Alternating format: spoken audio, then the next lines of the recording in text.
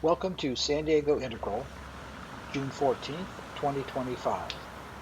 Our topic today, exploring second-tier dialectics and natural healing styles, presented by Dr. Keith Witt. So welcome everyone to San Diego Integral. I'm Tom Habib, and I'm a member of the San Diego Integral leadership team. We have an exciting presentation today exploring second-tier dialectics and healing styles with none other than Keith Witt. All right, without further ado, Jerry Golick is going to introduce our esteemed guest, Keith Witt. Okay, thank you, Tom. So, Dr. Keith Witt is a licensed psychologist, teacher, and author who's lived and worked in Santa Barbara since 1973. He's conducted over 75,000 therapy sessions, published 8 books, including Loving Completely, Shadow Light, and Integral Mindfulness. In presentations and classes around the US and internationally, Keith has explored love, therapy, interpersonal relationships, and development from multiple perspectives, weaving neuroscience, integral theory, wisdom traditions, and numerous forms of psychology into a coherent cosmology of love and healing. And I think I was first encountered Dr. Keith at in the he was talking before we started here today about the Shrink and the Pundit series that was on the Daily Evolver for many years. I think I was looking today, the archive goes back to like 2014 or something that I saw. Yeah. And every single episode was something I look forward to and got a lot of insight out of, so appreciated that. And then I've had the good fortune to encounter Keith in a couple of different seminars across the world or the country, and just always appreciate it. In my experience, Keith he's a big energy, a big presence, and the big presence there is it's insight and compassion is what I get out of being with Keith. And so in that way, he's been a great teacher, a role model for me. And I really look forward to hearing what he has to say today. So with that, take it away, Keith. Well, thanks for that introduction, Jerry. It's very sweet. Well, hi, everybody. So before we start, let's just all feel connected. You can see each other's faces. You can see my face. Together, we're an energetic container that's been constellated. And just send our intent to influence and be influenced, to serve the highest good, to wake up and grow up and clean up. Just feel our intent to do that, our shared intent. Be open-hearted. And just feel that energy. Feel it expand outward. And then let's land. And here we are.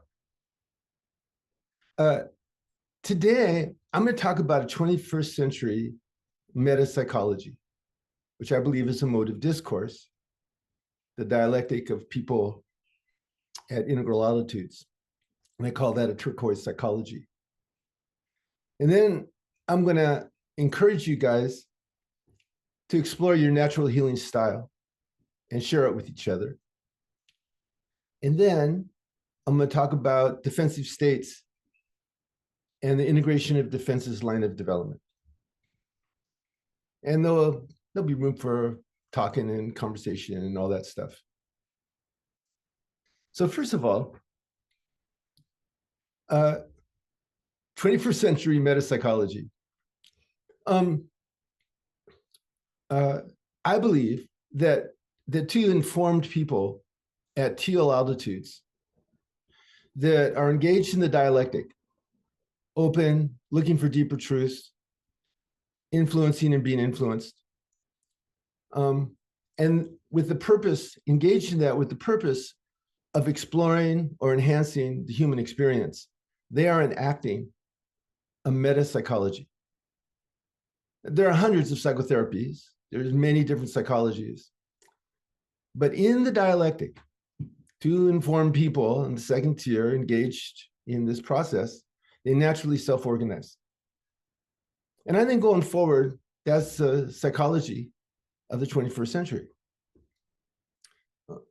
Now, I noticed this about 8 or 9 years ago. It began to be clear to me as every time I wrote a book, I go on a series of podcasts of different people around the world, to promote my book. And I began to notice, first of all, people who do podcasts are really trying to serve humanity. I mean, there's a few narcissists scattered in there, and they're fun, but they're not as much fun as the people generally at teal altitudes wanting to serve the world, serve consciousness.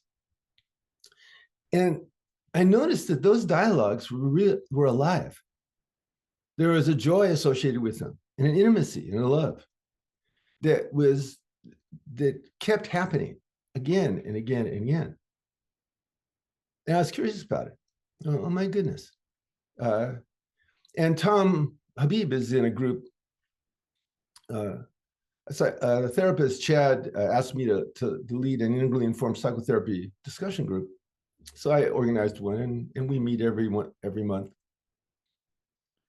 And I noticed, and I thought, and every month somebody presents something about their work. Tom's presented a couple of times, I presented a bunch. And then we talk about it.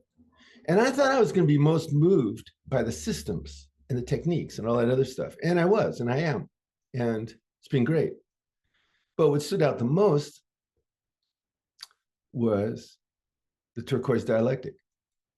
It kept happening, and it was the same thing, the same joy, the same connectedness, the same intimacy. About 8 months ago, I started looking, a year ago, I started looking more deeply into, so I Googled turquoise psychology, and I got a lecture that I gave with Corey. Okay, so that didn't help me. So I went back to people who studied this stuff. And the emotional intelligence people and Maslow came up. Emotional intelligence people, Goleman's people, and they've studied group emotional intelligence. And what did they discover about it? Certain groups are highly productive. Certain groups get things done. Certain groups are a lot more fun to be in. And what characterizes them? Well, they have a sense of identity. They have a sense of purpose. They have a sense of collaboration. They don't have any extra crazy people bringing everybody down. These are fragile groups. Just all it takes is, kind of one person caught up in their own stuff to kind of deconstruct it. But when those groups were formed and they had their identity and they had their purpose and they felt like they could get something done, highly productive. And it's been researched, of course, because businesses really want their groups to be effective like this. Okay. The dialectic. Now, those aren't exactly turquoise because they surrender moral authority. The people who did the atom bomb, Oppenheimer, those guys, they surrendered their moral authority to the government, to the military.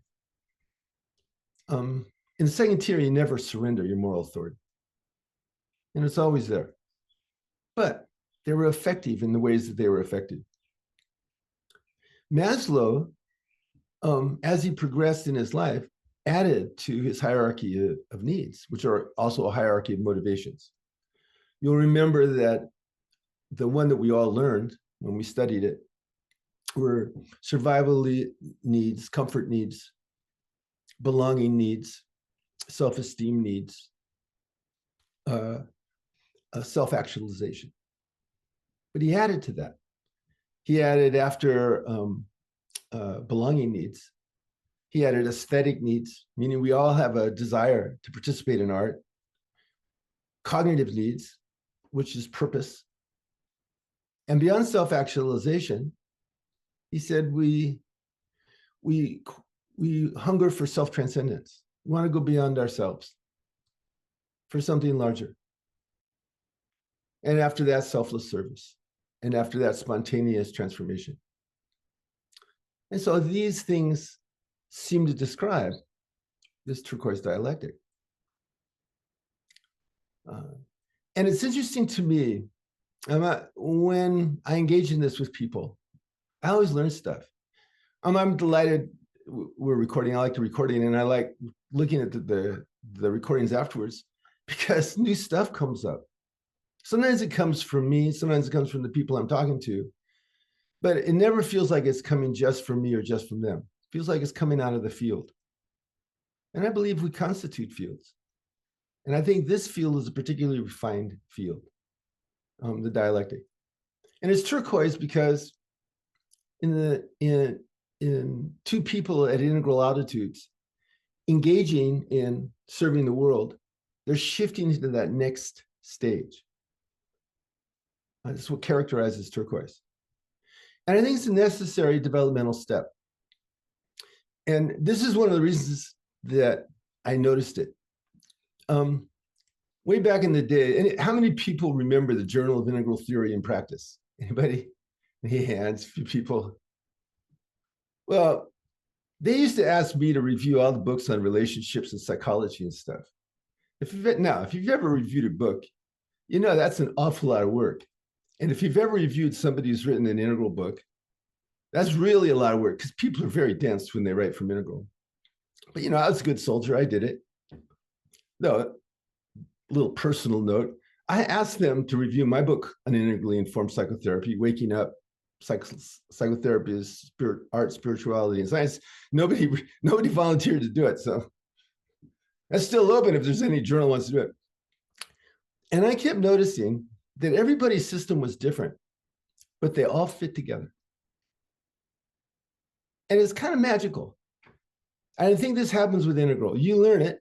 It's a psychoactive system you transform. And if you have a system that you do anything, architecture, psychotherapy, coaching, it expands. And basically expands into a personal cosmology. You know, if you go to my website, by the way, everything on my website is free except for one book. I changed it a couple years ago. If you look at all the books and all the videos and all the blogs, you know, there's hundreds, thousands of pages of stuff.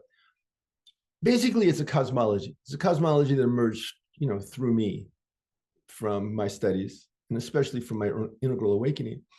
And I noticed this happening with a lot of people. Cindy Wigglesworth did her spiritual intelligence thing. Tom went into the couples line of development. Terry O'Fallon, you know, did her stages model. I mean, people had their download and then they start doing their thing, which kind of separated the integral people a little bit.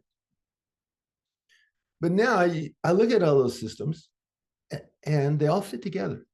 And every time I engage with anybody, we naturally engage in the dialectic, which I think is pretty beautiful. Now, I'd like to do a thing so we can experience this. And so the way I'd like to do this is, I think all of us that serve have our own natural healing style. When they've done outcome research on the variance of change, of positive change from psychotherapy, they found that 40% of the variance of change were client variables. You know, how connected was the person, how stable were their psychology, their personality. 15% was method of treatment. 15% was placebo effect. 30% was the relationship. That relationship runs off of authenticity. You know, way back in the 60s, you know, Carl Rogers, everybody, relationship therapy, Carl Rogers, beautiful man, really nailed the relationship being the center of the work.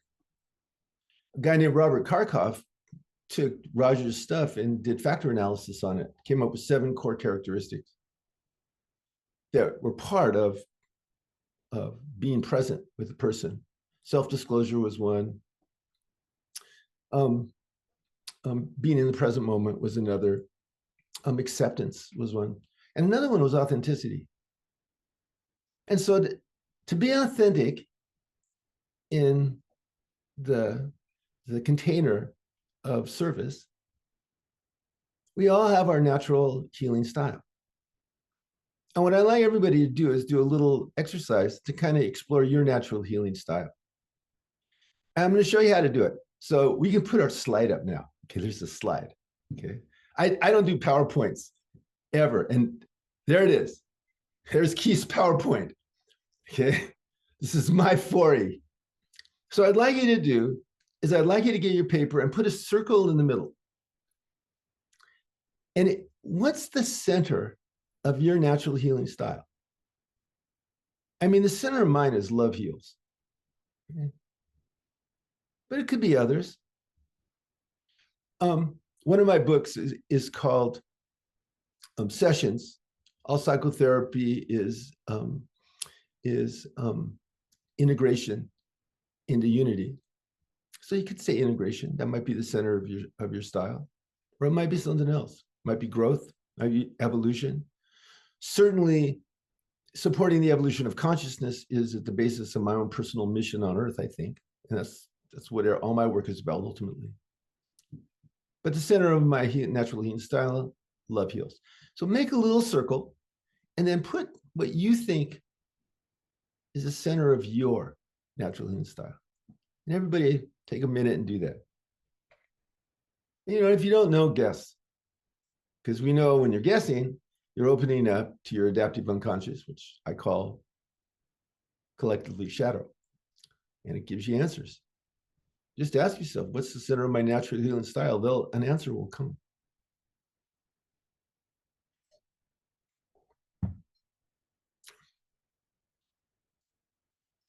Okay, so when you, there you go.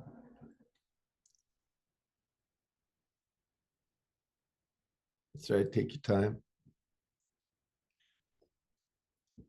And so with that at the center, what are the other aspects of your work that are central and significant to your natural healing style? And you'll notice what I did, put a little wavy line. You know, the whole mind map thing, I got excited about 30 years ago, and I did 1,000 of these. Don't do it much anymore. Do a little wavy line. So one of them you'll see in mine is aqua. I mean, I knew a lot about psychotherapy and have written a lot about it when I discovered Integral, which, you know, leveled me, blew my mind, and challenged me to grow, which it does with all of us. Another one for me is embodiment. And, you know, Ken says that about, you know, when he talks about integral enfoldment, embodiment, non-exclusion. Another one for me, if you look on the right side, is the other world. I believe that effective therapists, as you get more experienced, you have an ongoing relationship with the other world that's always there, that's ordinary. You know,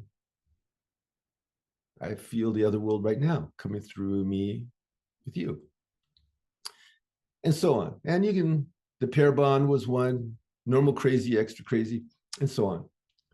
So just put some wavy lines and put some of the other things that are central, important parts of your natural healing style. Just take a couple of minutes to do that.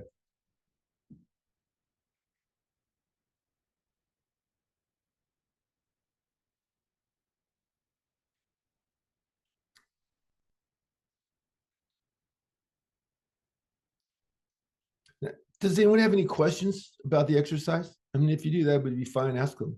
I'll answer. So Keith, I assume you're talking about our individual natural healing styles, not as clinicians. Yeah. Well, yeah. I mean, basically, it's embodied. It's transmitted into the world as a clinician. Yeah. So I'm talking about my psychotherapy in that. But once again, at this level, you can't separate your psychotherapy from your spiritual development, from your personal life. They're all connected, but there's a certain different focus in service. So this is about healing others, not specifically healing yourself then? Yeah, your natural healing style in service. Yeah. Thank you. Yeah. But of course, self-care is going to be one of the things off of your, because if you don't do self-care, that's a passive aggressive way to be of service. And a great thing about being a therapist is that you're a hypocrite if you're not kind of following your own advice. So I think being a therapist has saved my life for that specific reason. Had to follow my own advice. Any other questions? Okay.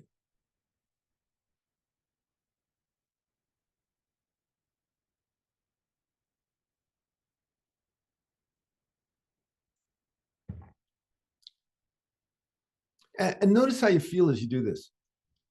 I mean, this is very personal, your natural healing style. This is a photograph of you in a certain way. So just feel the energy as you do this. Yeah, part of it for me, Keith, is from a construct aware perspective, this exercise is like trying to put myself into boxes that feel limited, but useful. Yeah, there you go. So maybe one of the wavy lines is no boxes. We're getting on dual here. Yes, there's boxes and there are no boxes. Beyond boxes. And as we know, in the second tier, language is inadequate. But we're okay with it.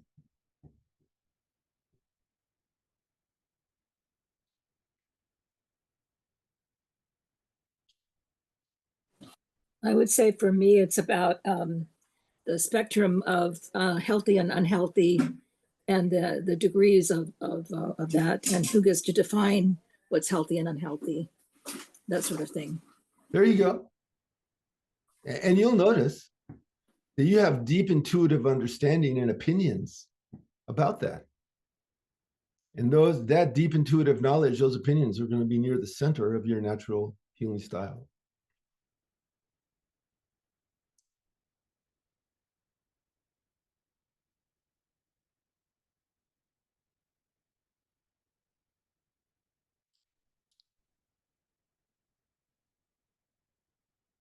So are people beginning to have it take form as they do it? Yeah? Need a little bit more time? Anybody?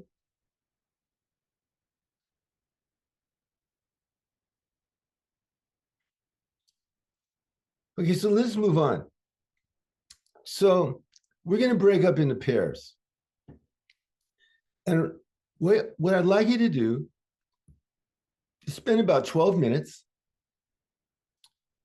explaining your natural healing style to your partner and hearing theirs and looking for ways that they complement and enhance each other, the two systems that you're showing each other. You just have that conversation. And Kathy, through the magic of being our tech host, is going to put everybody into a pair with somebody. And then we'll come back in 12 minutes. Any questions about what we're doing? No? All right. Take it away, Kathy. Yeah, I've got the rooms ready. We'll see you guys in 12 minutes. Breakout sessions are not recorded. I would like somebody to share what it felt like to do what we just did. Yeah, Larry. Yeah, it was interesting, Keith, because at first when I was going into the exercise, I was thinking, I don't think this will be very useful for me. But one of the 7, 8 wavy lines that came up for me was willingness to be wrong. And that's in my own awarenesses that come up or in listening to somebody else, being with somebody else. So that immediately fit. I was wrong about Keith's exercise. I love the exercise. It was very useful for me. And that ties into another wavy line, which is having this hovering but engaged mindset or locus of awareness where I'm with a person and with myself, but I'm not, my central thing was presencing with. So, and part of what that's about is this hovering, not being locked into tightly my awareness as they occur about myself or about the other person, but having this like looseness of it and being engaged at the same time, being involved, so not being dissociated or disconnected or overly usefully detached. And not one of the other ones was not resisting boxes. Mental boxes. So many people seem to be just in their box, politically speaking, especially. Anyhow, I got other ones I could talk about, but I don't want to be happy to talk more about them. But they all tie together beautifully. And I noticed that. And how did it feel talking about it with your partner, Larry? It felt good. At first, I didn't know how that would feel, but I was just open. Well, let's Larry just start talking and see what happens and how's it feel for you. Just notice, you know. It was pleasurable, wasn't it? Yeah. Yeah. Somebody else. How did it feel doing this? Yeah. Trudy. Yeah, I started out sharing what my healing style was, and my partner was Lynn. And what we discovered is that the connection with other people really boils down to being vulnerable and being very vulnerable and sharing who you really are and your stories on a very personal level. But part of that is also a realization that you have to have an intuition about who it is safe to do that with and who it isn't. Because some people are not relating on the same level, and they're not going to. So they may use your vulnerability as an advantage or something against you. So it was interesting because we had different approaches, but in a way used the same style, and it was very much a mutual connection, mutual realization. It sounds like you were vulnerable with each other. You weren't having to handle each other. You were being open-hearted with each other. It sounds like in the conversation. Yeah. Yeah. Now, I just want to point out, everybody just engaged in turquoise dialectic. That's what it is. This is how it feels. Feels good. This is what happens. We discover stuff. This is what goes on. Our ego shows up when we're interested in it instead of embarrassed by it. Somebody else share about. Yeah, Joel. So it was interesting talking about the difference between focusing on the process of trying to heal and the approach to trying to heal. Like I was talking a little bit about, how I'm into like positive psychology and cognitive psychology. And the other person said, you know what, I just really focus on being there and being present. And so it was interesting kind of like talking about, the process of, being with somebody, and then what are you doing when you're trying to kind of, I guess, be healing. Yeah, and what are you thinking about? Yesterday we did the integral informed therapy discussion group, and I was presenting on radical acceptance, compassionate understanding, and productive self-awareness being the center of everything. And so being a Sharma is an ego development, queen. And I think she would be honored by that designation. And she said, I get it that it's ego development, Keith, but it's just it's a different language and set of concepts doing the same thing. And I said, yeah, Bina, we're all drawn from the same well, from the consciousness that we have and the history that we have. And one of the ways we know it is how it feels. Now, and I want to teach out of that in just a second, but I'd like somebody else. Anybody else want to describe your experience doing this? Yeah, Eli. Yeah, well, I did make the mistake when you first started of tthinking it was how do I heal myself. But it was revealing. Just that one moment was what came to me was that curiosity was at the center of my own healing. It turned out to be a branch on the note of healing others, and for me, it started with generosity. And then the other thing that was really interesting is like just being in, and I was in a room with Brian, and we had so many so many common threads of things we did, and like it was like he would say something that would enlighten me, and I would say something that would spark something in him, and it was pretty beautiful. And how did it feel to you, Brian? How did it feel doing it with Eloy? Yeah, I was also, a little hesitant because I'm not a therapist, but and I know Eloy from a previous meeting, so that I felt comfortable and I wasn't worried about the mismatch. And I actually learned something from his list, so that helps. And how did it feel? Oh, it felt comfortable. Like I said, I've been in one of these meetings before. I've talked to Eloy before, so I already had a comfort. Okay. Yeah, Kathy. I felt like just in a few minutes, because I was doing some organizational things and then I popped in with two people, that just in that short time in showing that, I really felt like I saw them and they saw me, and that feels so fulfilling and just warm all the way through. And it just feels good to be part of this group where that happens, and just kind of really cut to the core of things really warmly and naturally. Now, Tom mentioned sometimes you can do this and sometimes you can't. Now, when you can't, so this is relating. Now, this is a particular form of relating. This is teal altitude, informed people engaged in the dialectic with the intention of enhancing or understanding the human experience. That's a meta psychology. But in terms of just relating,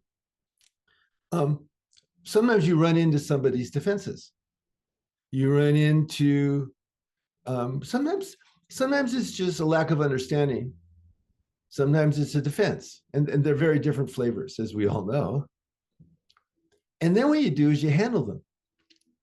Now, that's not a pejorative term. Relating and handling is basically what we do all the time. And, if you're in a room, the person with the deepest consciousness in the room has the most responsibility in that room, in my opinion. And, you relate when you can and you handle when you can, and you're handling from compassion and understanding. You're handling from radical acceptance. You're handling from productive self-awareness. And if you do that, you're serving the highest good, which feels pretty great. Now, just before we get all rainbows and unicorns here, I want to shift over into talking about why is this so difficult and when does it go south? It's difficult and it goes south because we're human beings. And as human beings, we have a lot of material that goes back to the Big Bang that has instincts and drives and all this other stuff that informs us all the time. And taking that into account and understanding it and organizing it is the challenge of being a human being.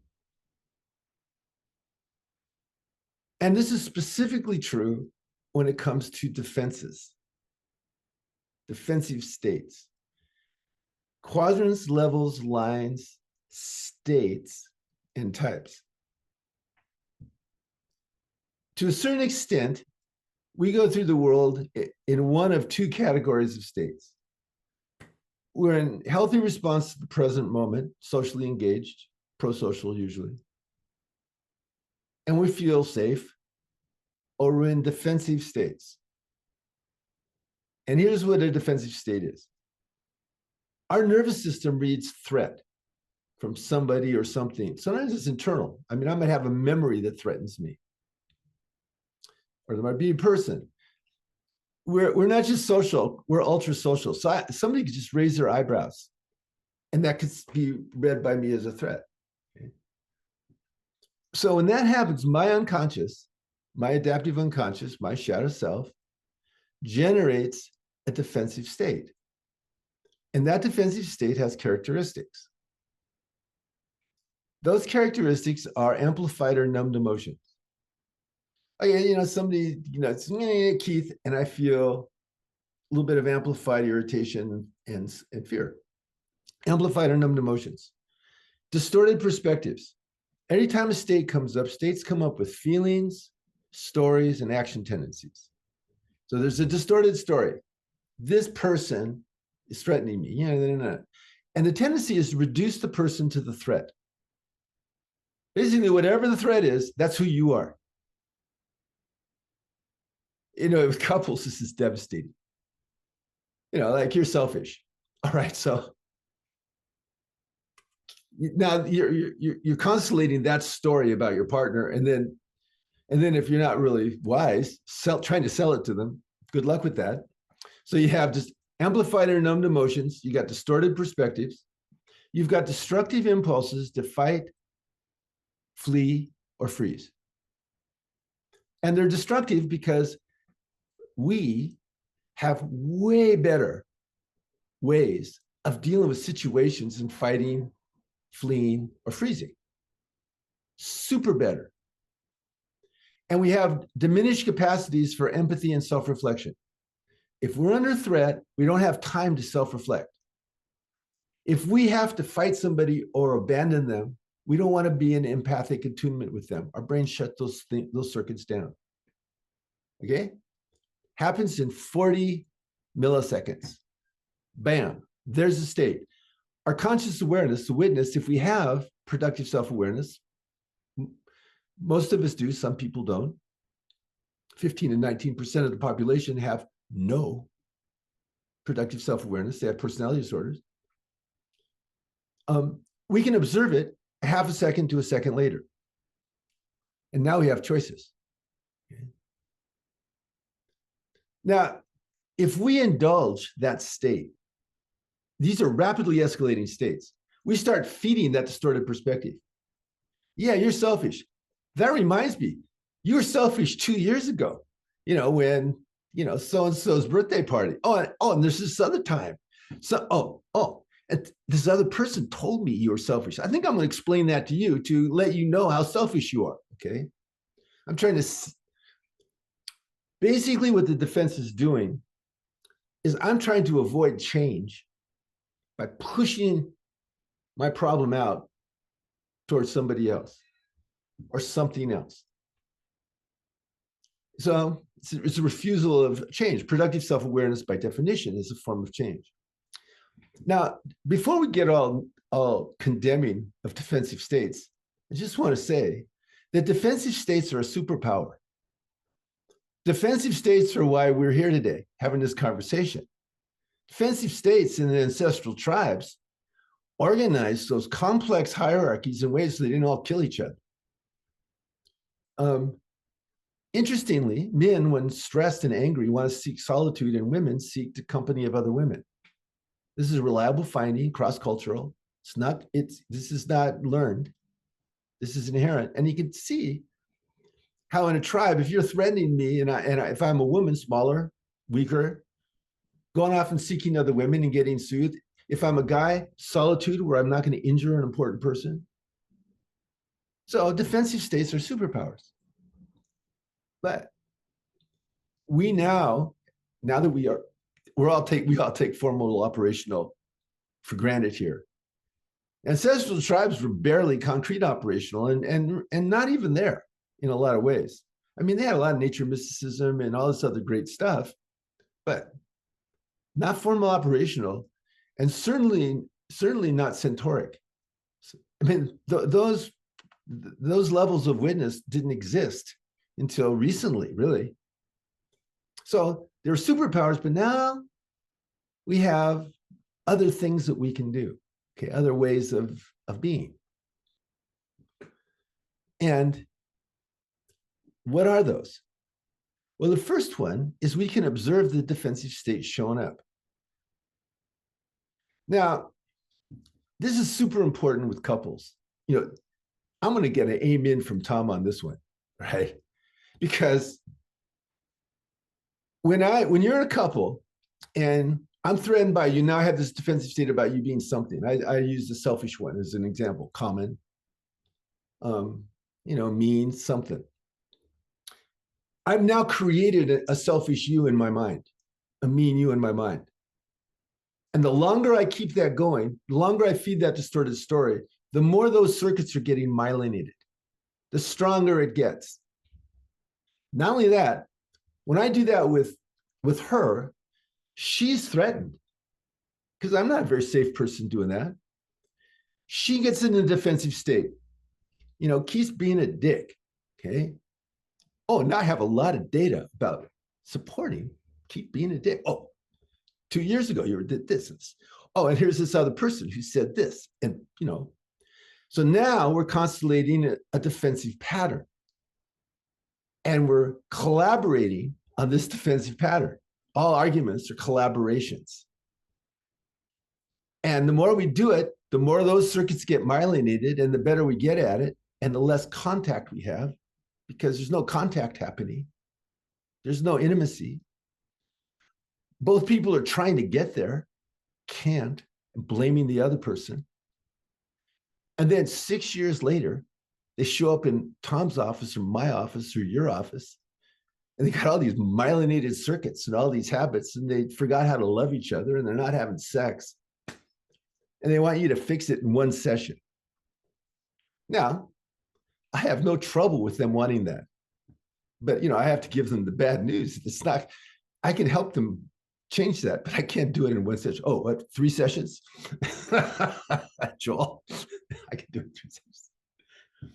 So anyway, so these are devastating. And if you look in the world, they're the cause of all the problems. Now, what they don't have is they don't have compassion and understanding. They don't have radical acceptance. And they don't have productive self-awareness. Now, productive self-awareness is different from regular self-awareness. Borderline personality disorder can have all kinds of insight and not change. In fact, that's one of their favorite forms of therapy, pretend therapy. Come in and let's have insights about how other people are victimizing me. And okay, I get it. And then in my childhood, that's how I learned how to be victimized. And these people were mean and that's my problem. Okay. That's not productive self-awareness. That's insight being used as a defense against change, because all the defenses are resisting change. So what we cultivate is a compassionate witness. Now, I believe that at age 4, we all constellate a wise self. How many people are parents? Raise your hand. A lot of parents in this group, grandparents too, I guess. Not me, not yet. Someday, I hope. Anyway, around 4 or 5, your kids start saying every once in a while something incredibly wise. Everybody should just love each other, Daddy. Yeah, good point. Where does that come from? I think the human brain, at that point, hippocampus is fully online. I think it constitutes a wise self, and that wise self is either supported or not supported going forward. Now, some of us have more trouble with this than others. 15 and 19% have personality disorders, practically no capacity for productive self-awareness. You can learn how to do it, but you have an extra burden. You got an extra mountain to climb, and that's just the way it is. Life is not fair that way. But the miracle of neuroplasticity in human consciousness is that anybody can grow if they want. So I think there's a wise self. And every time that we cultivate compassion and understanding, we're getting a little bit closer to being that wise self. And if you look at all the contemplative stuff, it's all about developing compassionate witness, all of it. Okay? And that compassionate witness can observe the defensive state. And what can it do? It can say, okay, this is a disproportionate amount of emotion, amplified or numbed emotion. Or wait a minute, I'm shut down. I must be upset. You know, I used to have a defensive state of shutting down when I was in a rage. So when I was in college, I was teaching human sexuality, and this graduate student wanted to meet with me, and sure, I'll meet with you. And then he got all critical and nasty and superior about, how, an undergraduate hippie shouldn't be teaching sexuality, blah, blah. And I got all numb. I walked out and I thought, God, I want to kill that guy. And I thought I must have been mad and not felt it. It's fascinating. After that moment, that never happened to me again. Every time I got mad, I felt mad. But, that's where my consciousness went, numbed emotion. Okay, we can look at it and have a proportionate, say, what's a proportionate response? We can look at the distorted story. This is generally black and white, and say, what's compassionate understanding for me and whoever else is involved? Usually there's another person involved. Or compassionate understanding for me if I'm remembering something in the past that I'm ashamed of or guilty of. Okay, what's compassionate understanding? That deconstructs the distorted perspective. We can look at the fight, fight, freeze. We can look at the destructive impulse and go, well, what serves the highest good right here? Can I relate with this person? Do I have to handle them? How can I handle them in a way that serves the highest good? I can reach for self-reflection. What's going on with me? It seems like I'm in a defensive state. I can reach for empathy. Wonder what's happening with them. Peter Fonagy and Bateman, those guys wrote they're the mentalization people. Anybody familiar with the mentalization stuff in England? Anyway, mentalization is basically being aware of other people as thinking beings that might be thinking and feeling something different than us. Essentially, it's cultivating a sense of compassion and understanding. Okay, I can do all those things, and now I'm in a state of healthy response, and I'm back to the present moment. Being in the present moment is not that easy because pretty much everything in us is designed to take us out of the present moment. Our memories take us out of the present moment. Our anticipations take us out of the present moment. Our fantasies take us out of the present moment. The news cycle takes us out. I can go on and on. Okay. So, coming into the present moment is a big deal. And of course, that's central to all therapy, and it's also central to all contemplative work. So we can do that with defensive states. And what we can do is we can learn to notice them as they come up and then regulate them into whatever level of engagement is possible with the other person or with ourselves. And then one last thing I want to do before we do an exercise on this and have some questions. So if a couple does this and they get good at it, they develop what I call post-issue relationships. You can look at my website and see what I mean by that, or see some blogs on it. What I mean by that is somebody will get pissed or irritated or angry or whatever. And then as soon as they feel it, the other person feels it too, because we're all connected. And they immediately start self-regulating to resolve the issue, solve the problem, feel good about each other. And they just do it so much that they're good at it. My wife and I are really good at this. So you can wash up in the evening or just hanging out, cooking and all this other stuff. A couple of things happen and there maybe was a fight. Nobody would have said that's a fight. One of us got irritated, the other person noticed, we regulated, held a response to the present moment and loving each other. And that's a post-issue relationship because you just don't let an issue separate you. The defenses separate. They have to, right? There's a threat. We have to separate ourselves from the threat. So any questions about this before we go on? Anybody? I think it's a miracle, Keith. I mean, this was great. The amount of time we spend fighting, fleeing, or freezing is extraordinary. It's almost the exception, done meditatively, done mindfully. But I mean, we've got so much further to go, and I'm still hung up on the eye contact when somebody raises their eyebrows. I mean, just thinking about it, I could feel the threat. Yeah. Yes, Lynn. Nice to see you, Lynn. You got to unmute. Hi. Okay. Nope. Yeah. We can hear you. Nope. You muted again. Got to unmute. There you go. Okay, hi. Hi. I'd like to bring in something that has enveloped me recently. It was developed by a psychologist who's integrally adjacent. Her name is Dr. Rebecca Mandeville, and she's an expert on family scapegoat abuse. Are you familiar with any of this? Yes. Okay, so I married into a family where my husband was the scapegoat. Then when I married into it, I became the other scapegoat. One of the hardest things that all of us have been dealing with in her group is to acknowledge that sometimes we have to go no contact Yes. and cut the other person out of our life. So that to acknowledge there are some people you are never, not only never going to be able to relate to, but it would be unhealthy if you continue trying to relate to them. I just wanted to see what you had to say about that. It's been so difficult for us. Yeah, I'm sorry. I mean, it's hard to have to do that, and you're doing the right thing. So let's talk a little bit about normal crazy and extra crazy. Okay. All right. So normal crazy is I venture to say all of us. There might be a few exceptions. If there are, I apologize for. But anyway, normal crazy is, we struggle, but we can have some productive self-awareness. Somebody points out some weird thing. We go, oh my God, that's I'll look at it, or I'll ask somebody to help me look at it. 15 to 19% of the population has a personality disorder. 1% has a psychotic disorder. All right. Now, this is extra crazy.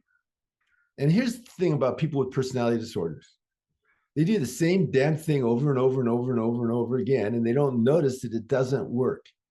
And it causes problems, causes drama is what it causes. Persecutor, Cartman triangle, persecutor, victim, rescuer, around in the circle, doing that, and nothing gets done. And so now you can treat personality disorders, except for psychopaths with no guilt. Psychopaths with no guilt, you can't treat them. You got to lock them up. The more they get locked up, the better, as far as I'm concerned. But everybody else can be treated. Okay. But when we're dealing with them in real life, they'll send their distortion to us, and they have no capacity for productive self-awareness. And they'll just do the same damn thing over again and over again. And they just don't have a capacity. Borderlines don't have a capacity to have proportionate emotion, to regulate to it. Narcissists can't feel equal to other people. Paranoid people can't trust. Schizoid people aren't interested in attachment. I mean, there's just dependent people can't make decisions for themselves. These are all things that cause problems. Now, when we're dealing with someone that hurts us, what we need to do is have a progressive series of assertions to create social harmony for us, because, that's our job. So if it's a family people, okay, I'll give them a chance. But, if violence comes, emotional violence, you set another boundary. And then the ultimate boundary sometimes is I can't have contact with you. I was just working with a woman who has a low-functioning borderline daughter 2 days ago. And she was all codependent when we first met. Now she's way less codependent. And the deal is you can't come to the property and you can't call me. Pretty good. I'm not going to give you any money. Pretty good. I mean, she still gets caught up in it, because, God, it's her daughter. But, she's a grown-up person. If she doesn't take care of her borderline personality disorder, then her mom's not going to be able to have any contact with her. So sometimes we have to do that. Sometimes we have to handle in extreme fashion. We're seeing this on a global scale. Look, people like Trump, Putin, those guys, they need external constraint. They don't need a therapy session. All right. That's not going to work with them. They need external constraint. And so if you're going to deal with them, you got to organize everybody and provide external constraint. Now you can do it compassionately. This is what I loved about all the demonstrations today. Everybody was celebrating and being loving and kind. That's the answer. In a loving and kind way, provide external constraint. Let's elect a whole bunch of Democrats, for instance, and then let's start making things better. Making things better is what's not drama. Drama is not making things better. And so if it's my job to provide external constraint in a relationship, I'll do it. I'd prefer not to, but I will. Yeah, this is exactly what you're talking about. Okay. Anybody else? Any question or comment you want to make? Anybody else? Yeah, Trudy. Yeah, this thing about defensive states, when you are triggered, Mhm. isn't that kind of a neurological response? I mean, are we Exactly. wired to Yeah. that degree? And so in order, I understand about neuroplasticity, but in order to rewire those circuits, that's a lot of work. Uh, yeah, And it takes a lot of time. It yeah, takes a lot of awareness. yeah. Um, so most people we bump into in life aren't there. So That's right. even if I'm there, yeah, I might be able to bring some new perspective to the issue, but um, yeah, I mean that takes a high degree of awareness and getting out of the chemical response that's happening. Well, yeah. First of all, um, it is everything. First of all, we're all embodied, so yes, it's completely neurobiological. Yes, these are circuits that are cued. And by the way, if we learn how to regulate them, which we've all learned to a certain extent, we'll continue to learn, they haven't gone away. What we've done is created new neural networks that have included and transcended the old neural networks. The old defenses are always there, right? They did this study with rats. Psychologists do horrible things to rats. I'm just preparing you for this story. Okay. So they had these rats in this maze, and they had a shock in one corner to teach them to stay away from that corner. Okay. And so the rats, they're not idiots. They stayed away from the corner. They got good at it. All right, fine. Then they stopped the shock. Okay. And so the rats were skittering around doing all their ratty things. And eventually they realized there's no more shock, and they just started hanging out in that spot again. Right? All right, fine. Looked like they extinguished the response, doesn't it? Well, then they took these little rats out. They took out their frontal cortexes, which is, God, I don't know who did that surgery, but anyway, they did. And they healed from it. They put them back in the maze, and they were scared of that spot again. The fear hadn't gone away. They had developed, it wasn't extinguished. They had developed a new neural network on top of the old one that told them there's no shock there anymore. Okay? It's all include and transcend. And this is the Jacksonian principle of John Hewlett Jackson, the neurologist of the 19th century, about neural decay. You lose your more sophisticated functions first. Why? Your frontal cortex begins to go down, and you're left with more primitive stuff. You see this with dementia quite a lot. So yeah, it's neurobiological, 100%. Now that being said, we're always growing and changing. Life is change. Remember, defenses are defenses against change. So I want to welcome, if the defense is a challenge to me to change something. Because once I start having compassionate understanding and productive self-awareness and radical acceptance, I have a little new perspective from my defensive state. And so we can practice this, and we need to. Now, what contemplative stuff does, what mindfulness practice does, is it gives us the frontal circuits to be aware, to self-observe. Carol Baer did this work. Ruth Baer did this work. There are 5 characteristics of all the mindfulness, and one of them is self-observation. Being in the present moment, being aware of judgments, letting them come and go, being awareness of awareness, labeling, describing inner experience with words. Labeling and describing inner experience with words, a central part of mindfulness practice. Interesting. Okay. Those things, you develop the witness. And so that's the circuits. Mindfulness gives us the circuits, but that doesn't give us the skill yet. We have to practice the skills. Once we get the circuits, we can practice the skills. If you have a personality disorder, you have to literally have them develop the circuits first before they can develop the skill. This is why dialectical behavior therapy has mindfulness be part of their thing. They're literally trying to rewire people's brains, give them the circuits they don't have, and then help them through psychotherapy and skills to develop lives worth living. And it has to do with regulating defensive states. So, yeah. And, you know, the final thing to what Trudy said, really good idea to have a sense of humor, you guys. You know, you lose your sense of humor, you've regressed at least 2 developmental levels. I monitor my sense of humor. When my sense of humor is gone, Keith's in trouble. Okay.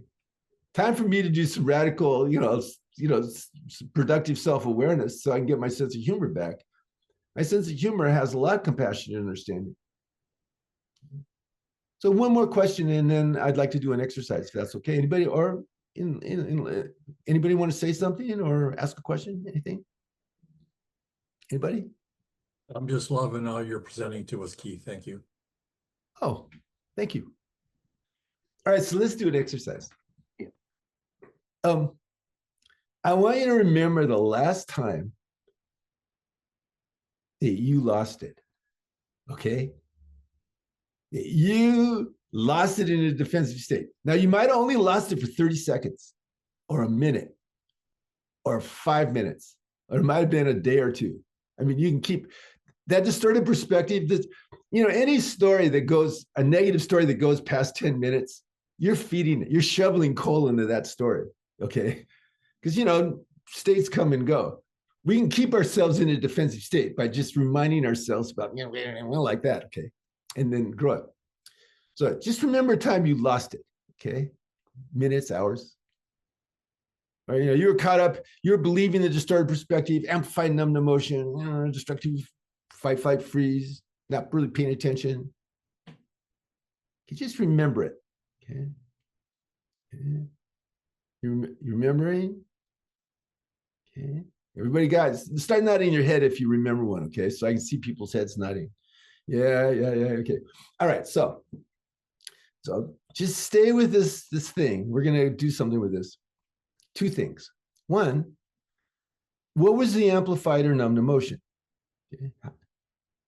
And and also 1 to 10, 1 being mild and 10 being murderous, or whatever. What number do you give that level of arousal? Okay. What was the distorted story that you had? What was the destructive impulse?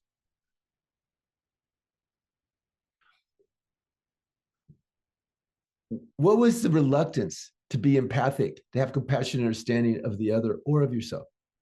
Okay.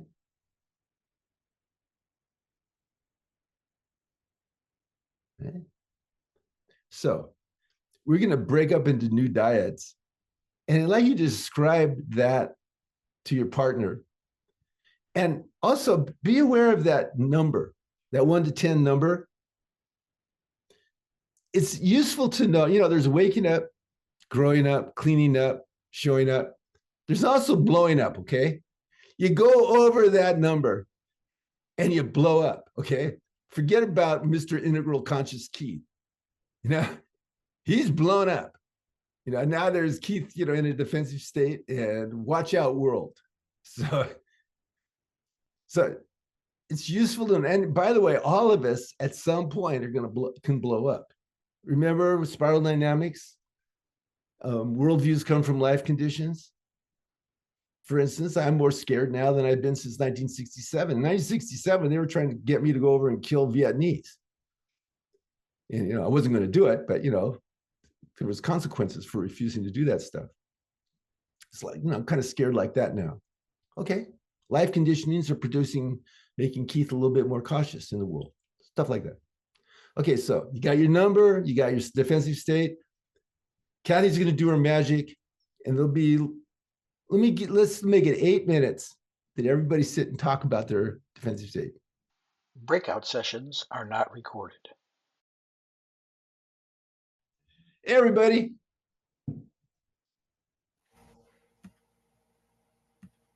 So somebody share. What was that like? What did you discover? Anybody?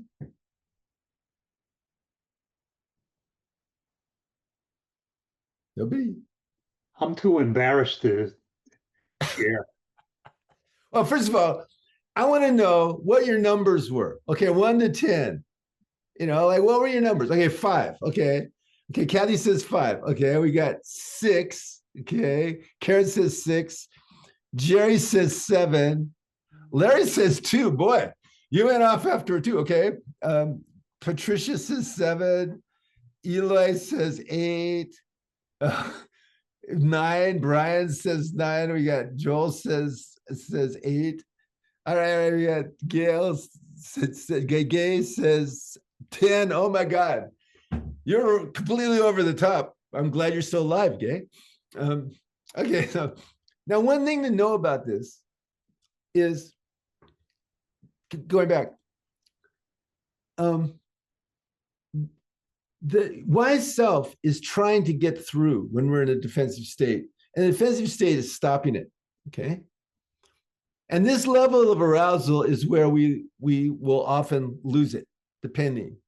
And also, as Tamara and I were talking about, we all have different triggers. Now, there's a line of development called the integration of defenses line of development. If under states of extreme arousal, you can have productive self-awareness, compassionate and understanding, and radical acceptance, you are super high on the integration of defenses line of development. If you have practically no capacity for productive self-awareness, if a little bit of distress could kick you over into a defensive state, you're very low on the integration of defenses line of development. Okay? And here's an interesting thing. You can be high or low at every value meet. You can be red, high on the integration of defenses line. You can be amber, high or low on the integration of defenses line. Now, the first tier all has characteristic blind spots in those worldviews. But if you're a normal, crazy person and you're talking to them and you're running into their blind spot, and if they're high on the integration of defenses line of development, they actually grow a little bit. Wow. I have a cousin. He's a fundamentalist Christian. And we were at his daughter's wedding. And we were out drinking wine, looking out on the porch over in the ocean. It was in Santa Barbara. And like that, we were talking about stuff. And I said, you know, Dean, after we die, we're going to look back at this. And we're going to say, you know, our differences were insignificant. He said, yeah, Keith, you're right. Now, look, in his system, I'm going to hell. You know, he and I are not going to be having conversations after we're dead. You know, because he's going to heaven, I'm going to hell. I'm assuming if that exists, that there's not a lot of communication going back and forth. Maybe there is, I don't know. But, you know, but there was a little moment where he opened up, okay? And so the integration of the defensive line is a big deal. And also, you can be really high on the cognitive line, really low on the integration of defenses line. Watch out. That's not good. It's not good for you, not good for the world. And if you think about it, almost all the change work that we do is helping people progress on the integration of defenses line of development, to develop radical acceptance, productive self-awareness, and compassionate understanding under increasingly extreme circumstances with a wide variety of responses, but they're coming from that place. So anybody else, did anything stand out to you in that exercise, or any questions about what we've talked about so far? Anything? Yeah, I'm wondering if I misunderstood the exercise. When I said 2, that was my level of upset. Yeah, right. Oh, okay, so it wasn't like, anyhow, good, all right. No, that's what I assumed you meant. Okay. Okay. So at least that defensive state got cued by a relatively low level of upset for some reason, but defensive state was cued, right? Yeah, there you go. In psychotherapy, a good rule of thumb, I don't know about you guys, but I've had 75,000 sessions. I've had a lot of I've shared a lot of upset with a lot of people over a lot of years. But you know, if I'm worried about something the next day, I've been colonized. You know, I have not regulated whatever the thing is back to Keith held in response to the present moment. And I got to do some personal work on that. You know, a few minutes later, fine. You know, after one couple I worked with, I went up and took my blood pressure. It was 190 over 100. It was like, and I wasn't even worried about it. I thought, that's an appropriate response to that session, 190 over 100. And I was keeping myself pretty calm during that session. I mean, God knows where it would have been if I just would have lost it. Anybody else? Question, comment, anything? Yeah, I have a question. Sure. Yeah, that you said something that's really interesting to me, because in my example, I had a real high rate of physiological arousal, and I had to handle the situation. And I think I handled it very creatively and even courageously, but my physiological arousal was still at an 8 or a 9. It wasn't that I was able to regulate. So, you know, is faking it, well, is it something to almost celebrate when we can show up somewhat not crazy, even though when we're crazy inside? Well, first of all, you did regulate. You know, you sustain a high level of arousal while solving the problem. That's high on integration of defensive line of development. I was given a talk once at UCSB. God, what, 50 years ago? I've been doing this a long time. Anyway, I started to have a panic attack. I sat up to give my talk and I had a panic attack. And I thought to myself, I would rather die than not give this talk and, you know, surrender to my panic attack. So just, you know, fuck it, I'm going to give my talk. But I was giving my talk through a panic attack. And, you know, it went away, of course. But, you know, you weren't in a defensive state necessarily. You were just in a high level of arousal. Now, when they train soldiers, interesting, when you hit about 100 if your pulse is about 100 from stress, you're beginning to approach what's called diffuse physiological arousal. You begin to lose capacities. Around 115, you're losing mild abilities to manipulate objects. You're losing abilities to self-observe. Around 160, most people can't function.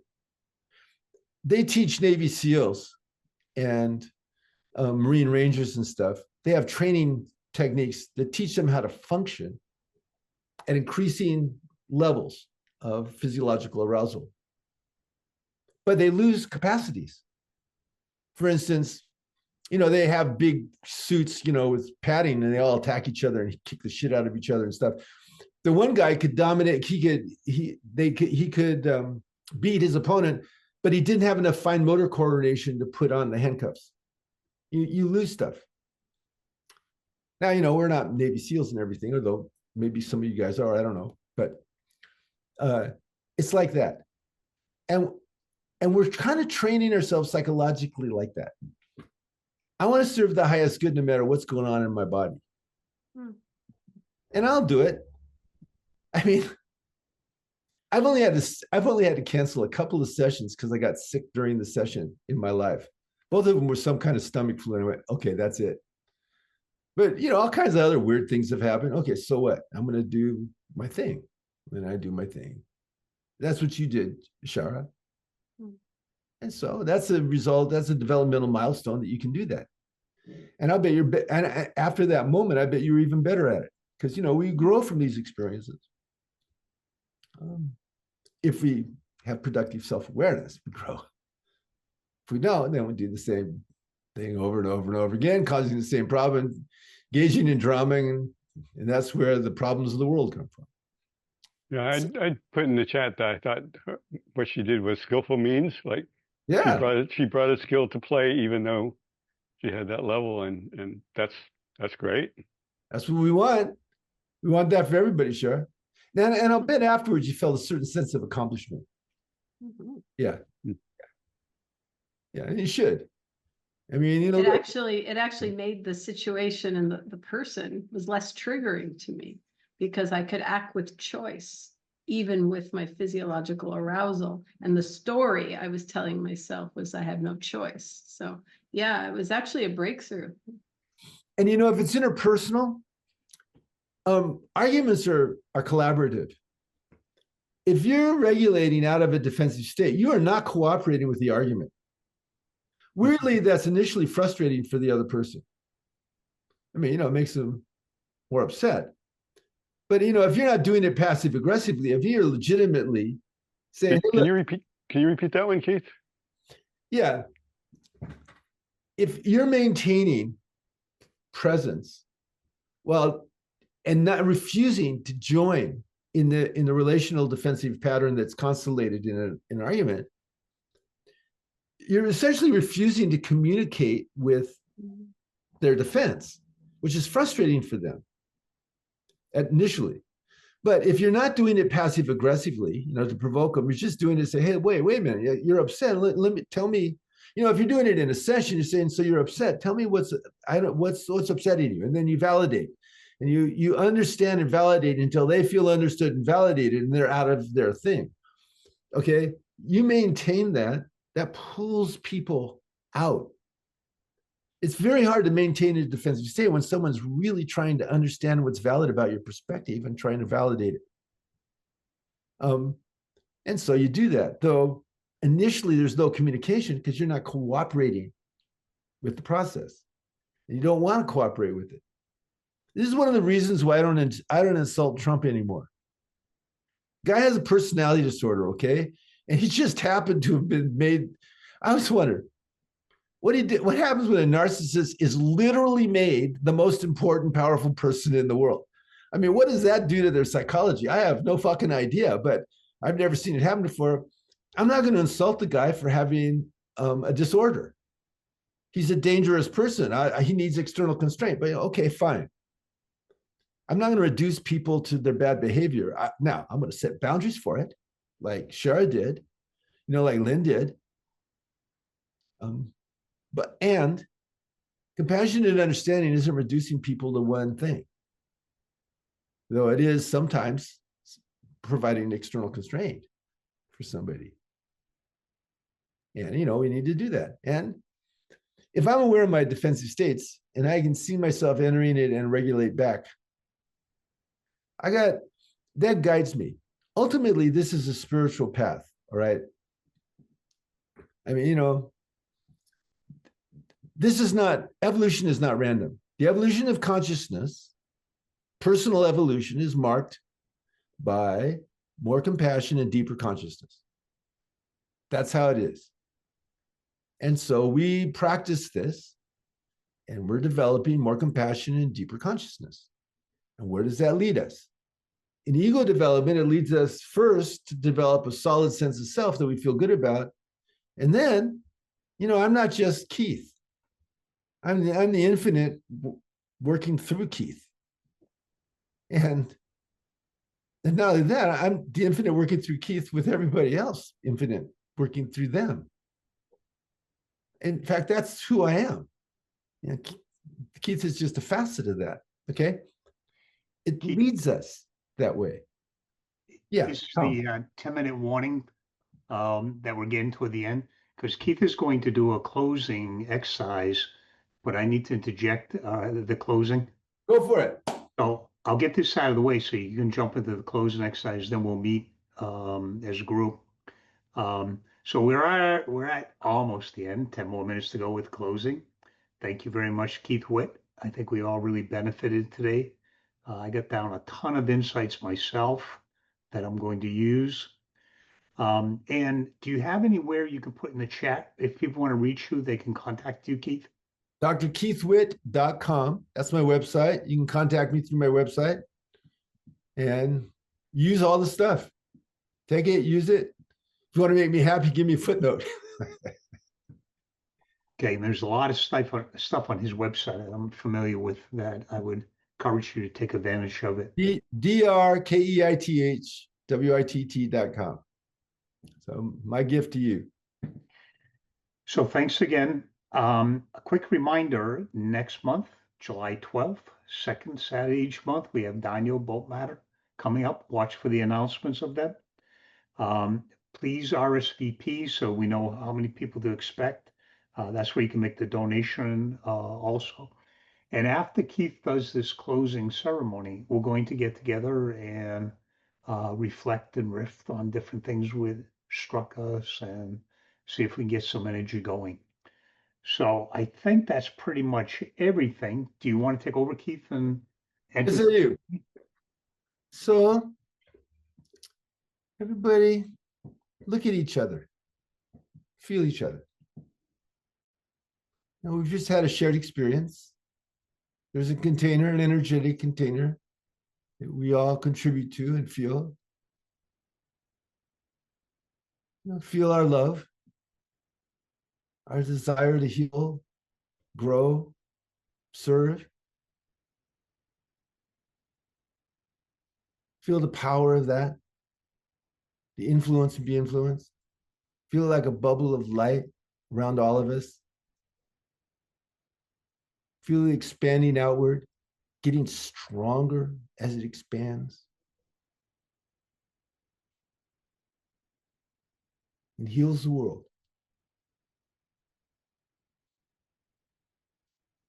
And thank you very much. thank you, Keith, again. That was wonderful. So we're at the informal time, and we don't have that many people here. So just feel free to unmute and jump into the conversation. What hit you about today's talk? Are you resonating with any of it? I wrote down a few notes. One of them was the person with the most consciousness has the greatest responsibility to the group. I think I need to noodle that for a while and integrate that. That's one of the things that got me. In states come with a distorted story. Oh my God, how could I ever trust myself again? Oh, but it's interesting that just that idea of trying not to fight, flee, or freeze, try to be aware of the state I'm entering. In the last exercise, my story was horrendous. I was thinking of getting a divorce before we're traveling to Europe. Not the first time I've done that. And it's just absurd when you look at it. I can't even remember what the fight was about now. But that's what we do. And my experience is intimacy is another ball of wax. Or my defense, what did you call that, Keith? My integration of the defense line on intimacy isn't quite as solid as other areas. So any reactions? Any sharings people have? Yeah, I'd like to react to Keith, to your delivery style. It's so gentle. It's so engaging. It's not hard. It's not hard to.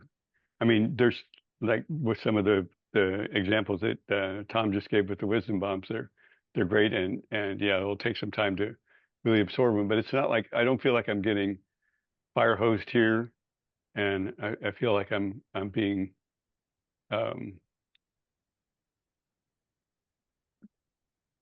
like treated to a dessert or something like that. Here's the spread of things, and try some of this, try some of that, and it was pleasant. It's very pleasant, and I feel wanting to engage more. It's been a while since I've seen you work like this, and I like it. Thank you. You know, I did a 3-day with these guys in Mexico, and you know, most people who do workshops, they just burn everybody up. You know, it's like morning and night and stuff. We had a couple of sessions. I was available for individual stuff, lots of room for naps, going to the beach, nothing after dinner. look, why growth should be fun, right? So also, I don't want to get up here. I used to, when I was younger, I used to get up and show off, right?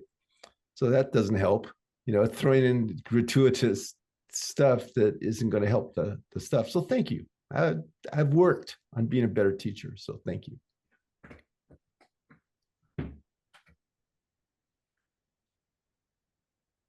Oh, I'll comment about Tom. The time that we have the most difficulty is in our most intimate relationships, of course, because they recapitulate the intimacy of our family of origin, and so it releases those defenses and those structures. That's why it happens. Of course, the depth of connection, the depth of love that we have there, the potential for it is staggering. And that's a whole nother thing.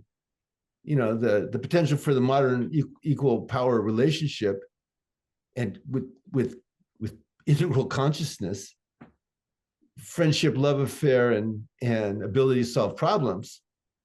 Okay, that's the level of intimacy. That's the intimacy that built the Taj Mahal. That's available to all of us if we want it. The knowledge is there.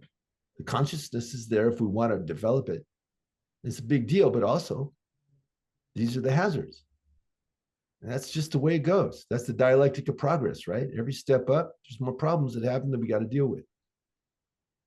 So there you go.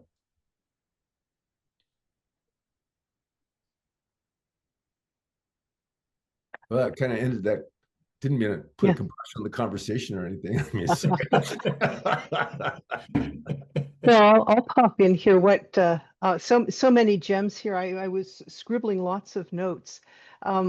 What particularly appeals to me in this moment is the way you tied in further growth in consciousness into what mainstream psychology and our evolution up from pre-human Homo sapiens and our natural responses, and then our ability to be more consciously intentional, and having a sense of a separate self. And then the natural progress of evolution is to evolve our awareness so that we retain, and I'm filling in here because this is a subject that really fascinates me as a longtime meditator, that we retain the capacity to act as a psychologically separate being. All the things we gained coming up through the cognitive stages, we don't lose that, but it's like they're no longer a cage that walls us in. We start to, our consciousness, it's like it becomes a scaffolding rather than a closed box, and our consciousness grows beyond it. And you just brought that in so effortlessly and seamlessly. I'm being very abstract about it, but this is the direction of our growth. That the spirituality is the natural unfolding of this progression we've been on since the Big Bang. So that's the aspect that is really resonating with me in this moment, that from pre-humans all the way through into our psychological awareness, our ego growth, and on into the greater spiritual awareness until we realize we are all one, our Buddha nature. It's all one trajectory. I loved it. 100%. I think the universe dream came into existence with the Big Bang. It's been waking up to itself ever since. And we're that edge. We are waking up to ourselves. And we are that growth edge. It's pretty amazing that we have that capacity. And one thing I want to recommend to everybody, do practices every day so that extraordinary states become ordinary to you. I connect with the other world every day in many ways. I got a meditation I do when I swim. There's 100 different states of consciousness. Those are ordinary now. Do that. When you're a meditator, you're making extraordinary states ordinary. That keeps the other world around. Yeah. It's nice to have the other world around, it's nice to feel it. It's very comforting to me. So right on, Karen. Yeah, and that's what makes radical statements like not being upset by Donald Trump possible. Yeah, right. Passionate understanding for Donald Trump. There you go. Yeah, that's pretty radical. Pretty radical. But that's our challenge, and now I'll shut up. Well, of course, it's our challenge. It will be. It'll get worse too before it gets better. I'm not a Pollyanna about all this. It's going to be even worse. Yeah. But so what? You know, there's always been suffering. There's always been war. There's always been all kinds of horrible things. And that suffering bothers me every day, and it should. Yes. But I'm also glad to be alive and grateful. So, and I really get a sense in this discussion how reactive we still are. We're just aware that we're reactive. Yeah, there you go. And we're beginning to choose to act in much more complex ways, but we're just on the threshold of being aware of this. And we spent so much of our, and I'm saying humanity now, of our history just reacting or being guided by, more recent times, traditional values. But absolutely having a choice. Wow. It's going to be a huge development. Yeah, think about chimpanzees. You got 98% of their genes. Of course, when I said that to the 16-year-old smart aleck, he said, yeah, but you also have 67% of the same genes as a banana. So, so what? Was he right? Yeah, he's right. I mean, he's right about that. So, but yeah. And look at us together. I mean, we're not a social species, we're an ultra social species. We're like ants.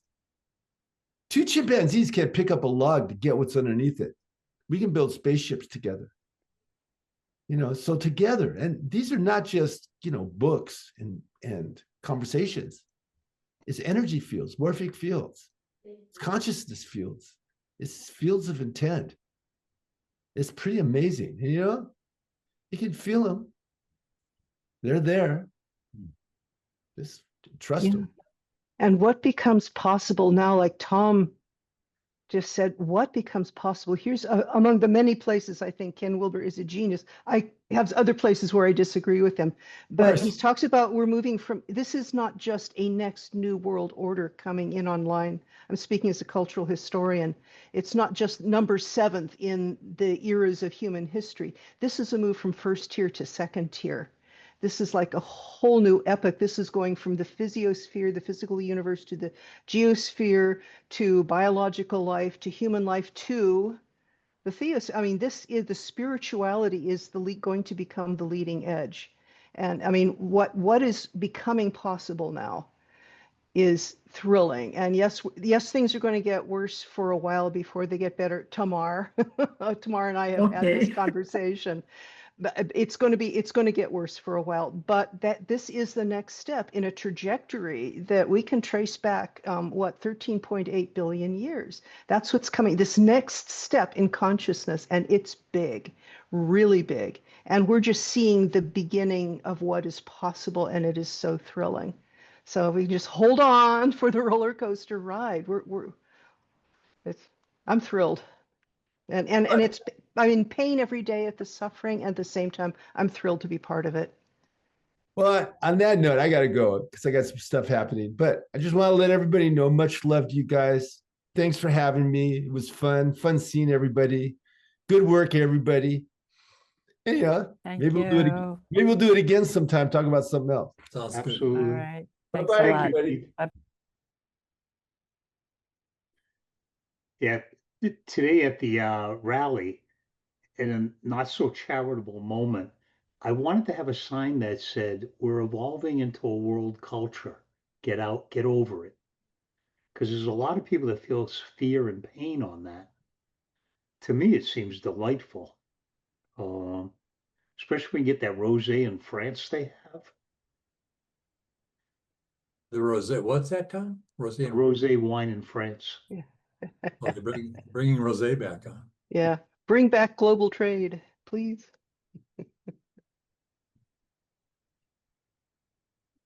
Yeah. I think it's up to us because the change is so critical and the gap between people who are ready to change and people are way back is so big. There is a very great danger that it will go the other way. And this is my main fear. I really don't know where it's going to go. And maybe it's up to us to make sure that it will go where it's supposed to go. We wanted to go, I don't suppose. Tamar, that's why we're all doing what we're doing, you and me and everybody here. You know, one phrase that really struck me was when he said, defenses are defenses against change. Yeah. And boy, does that define what's going on in the world situation now. There are people who are trying to pull us back into what the concrete operational pre-modern, the forces that are trying to pull us back because that's what they know, and that's what they think is the only way. And so when I heard him say defenses are defenses against change, I went bingo. And I think for like, you know, pre-amber, red, even purple, magenta, that stage of understanding and expression, it's not so much the reacting to being changed. I think there is more of a reaction to their sense of something in them dying or being killed. Yeah. It's so Yes. it's so guttural. It's so it's speaking the amygdala being fired. Oh my God. Yes. Yes. And it Yes, wouldn't they are facing annihilation of everything they know Yeah. to be good, true, and beautiful. Yeah, and it wouldn't be a problem if there weren't big bucks from around the world, wherever it's coming from, funding them, giving them state or amber, giving them orange technology. Yeah. You know, there's bad actors out there giving orange technology to these early developed consciousness, and it's just incendiary, you know, for the planet. And it's not just mental. I think it's also physical, because what we had during the welfare society is the idea was to have everybody the minimum, that they feel safe, that, you know, they're not going to die, they have home, shelter, food, health, whatever, education, the minimum that they need to survive. And that's going out, say, I don't know, because rich become richer, poor become poorer. Now Trump is killing all the safety nets, cutting Medicaid, cutting Medicare, cutting this, cutting that. So exactly taking us back where people were unsafe, and this is creating fear, and this is the best way the dictators, you know, this is the way dictators use to just take us back, to live under fear and kind of wait for the authorities that will save us out of it. And this has always been the case, and that's what Trump is doing, that's what Putin is doing, and Bibi Netanyahu in Israel and everything. I'm Israeli. So, and I see it all over the world, the same patterns are trying to increase wars and hunger and fear and whatever, and to create fearful population that will just, they are not in a mindset even to develop or to think about anything else but, you know, survival. Yeah. I asked Cook Greuter in Europe about does the conservatives feel the impending second tier changes and the threat that Karen and Larry articulated? Is that why they're reacting? Is this like almost a death rattle because there's a new tier ready to hit? And she said, absolutely. Then my other experience was, even though I think groups like this and our work accelerates the evolution, I think it's already baked into the mix. And the experience I've been sharing is my daughter's wedding. She got married without a single reference to traditional Christianity, other than in the wedding it said, "Till death do us part." And my son-in-law, 6'5", was crying throughout the wedding, getting tissues from his best man, and it just melted the place because you could feel his gratitude and love, and caused my daughter to cry, and it just permeated everybody. So Keith Witt said to me in one of the groups, after the wedding, I was doing field research. My wife was yelling at me because I was asking everyone, was that sacred, even though there wasn't a single reference to dogma? And everybody, including his mother, who's a born again Christian, said yes. And I'm like, holy crap, these people don't know a thing about meta theory, but on the ground, they responded to the good, the true, and the beautiful. Think, 200 years ago, we were all got hung for that wedding without proper noting the proper deities and traditions. It just happened spontaneously. That's why I'm getting all these indications. It's built in. It's gotta happen. Aren't those religions and traditions built on something that all these people are connected to? That's what they were built on more simply at first. So now we're integrating. We've gone beyond that stage. Some have rejected it, some have not, but we're bringing forward what was important that those simple traditions were built on. Totally. Something that helped me immensely get over suffering around political stuff is not so much integral teal, but turquoise construct aware. And what that opens up, there's a kind of a deep, it helps me to see both sides, Democrat, Republican, conservative, progressive, more, for lack of a better word, objectively, or more, I don't want to say invitingly, because it doesn't feel inviting, but more able to be with it. The balance between the two sides that are really two pieces of a whole. And turquoise, speaking of a turquoise dialectic, being able to be in that come from of awareness that can see the pros and cons of Trump, the pros and cons of Biden or Kamala, to just be with that. And that's immensely freeing. Because, you know, if I watch the leftist channels, CNN, the big three, ABC, NBC, CBS, CNN, MSNBC, or if I watch the right channels, there aren't as many of them, Fox, what are some other right channels? Nobody here watches any right channels. That's telling. Bright or Beer Bright, I want to say. Who? Newsmax. We just don't want to mention them. Newsmax, yeah. Newsmax. Well, I think it's worth looking at why one wouldn't want to mention them, because part of being integral is being able to see all sides, especially politically, especially if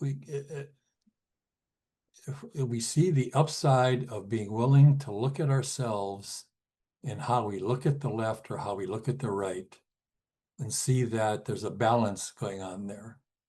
That one side or the other left to their devices without the other side trying to keep them in check or overpower them, depending how you want to look at it. I think the US would be in big trouble.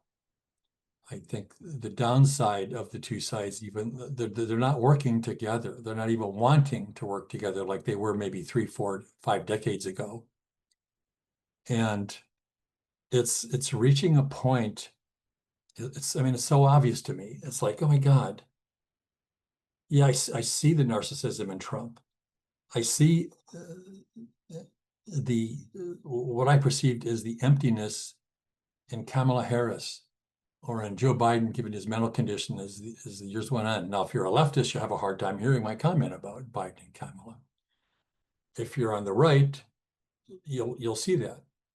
If you can get above both sides, which is what integral's about, right? Hello? Hello? Right? Right. Thank you. It's interesting that this group, that many people in this group aren't willing to look at both sides. No, left's right. No, the right is right. Neither one is right. Both are partially right, as Wilbur would say. And as in my experience, how can we be with the crazy making that's going on? You know, these people fighting each other, and get to a point where how can we use this meeting today, the turquoise dialectic? How can we use that state of frame, that frame of mind, to be with this issue of the divisiveness between the two parties?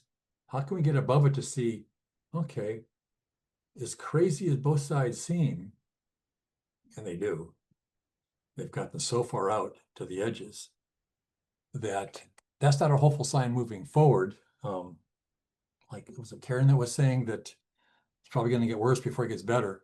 Mhm. I'm of a mind that I'm concerned that it might not get to the better point.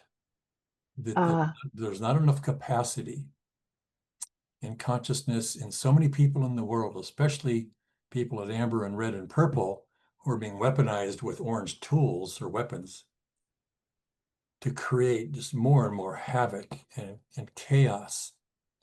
And so, yeah, I can see the chaos. I see the reason for the chaos. Do I like the chaos? No. Do I see the value in the chaos and maybe being a fulcrum of sorts to take us, the world, to the next stage? Yeah, I see value in that. And I don't know that we'll survive it, most of us. Anyhow, thanks for listening. Okay, well, I've done a fair amount of talking, so I do have kind of a lot of things come up in me around that, Larry. In fact, that is why I am engaged in what I'm doing. But I want to leave space for other people to contribute too. But I have a kind of another way of framing what you just said that is a bit more hopeful. Does anybody else? But I want to hold space for other people. If somebody else wants to jump here before I pick up the baton. I would not interrupt something, suggestions about something that's more hopeful. But I would say, objectively looking at what's going on, it's a basic physical law that wherever you have force, you have an equally opposing force. So you've got Trump with his big parade in Washington, and you've got the resistance demonstrations going on in every city, which is equally powerful, and pretty loud. And I guess we need to think and prepare and somehow get everyone to not want, from both sides, to not want to hurt ourselves. We're escalating into violence, the introduction of troops into cities and so forth. That's pretty, something that we need to talk about. But that's all I want to say about that. I'd much rather hear from Karen. It sounds more positive. Thank you, Lynn. Well, first of all, just for what Larry said first about from this session, what Keith was talking about, his phrase, which I wrote down, productive self-awareness, which we were applying mostly in our personal lives, but boy, are we challenged to keep that in the face of the current events and social media, the constant pull toward distraction. This is challenging us to move up yet another level in capacity to self-regulate. And now I'm going to speak in my role as cultural historian. We have been, as I said before, we've been through 6 previous stages of human culture, and this is, all the chart spiral dynamics. At every one of those phases of human development, we have had, in order to function at that stage, we have had to develop a new level of a capacity to self-regulate, whether it's just moving our bodies as infants, controlling our bodily functions, and then self-regulating at the level of impulse, and self-regulating at just not expressing our emotions all the time, and so on, up through concrete operational thinking, formal operational thinking, and then on up in their further phases. Current events are challenging us. We've done this 6 times already, with every stage up into the next newly emergent, first time ever appearance on Earth. There has, we have historical records for 3 of those. There has been a breakdown of society and a polarization, and what that does, this is like a battery. It builds up the energy. It builds up the charge, because that's what it takes to provide the energy that allows a whole new level of complexity to emerge in human society. And I can trace this historically, and that's what I'm trying to do in my fiction writing. What we're faced now is something new. This is at a new level, like never before. Yeah, but this time's different. Yes, it was something new and different every time before. This is even new because this is, according to Ken Wilber, the shift from first tier into second tier. What that breakdown does is it builds up the charge between, you know, the right, the left, the conservatives, the progressives.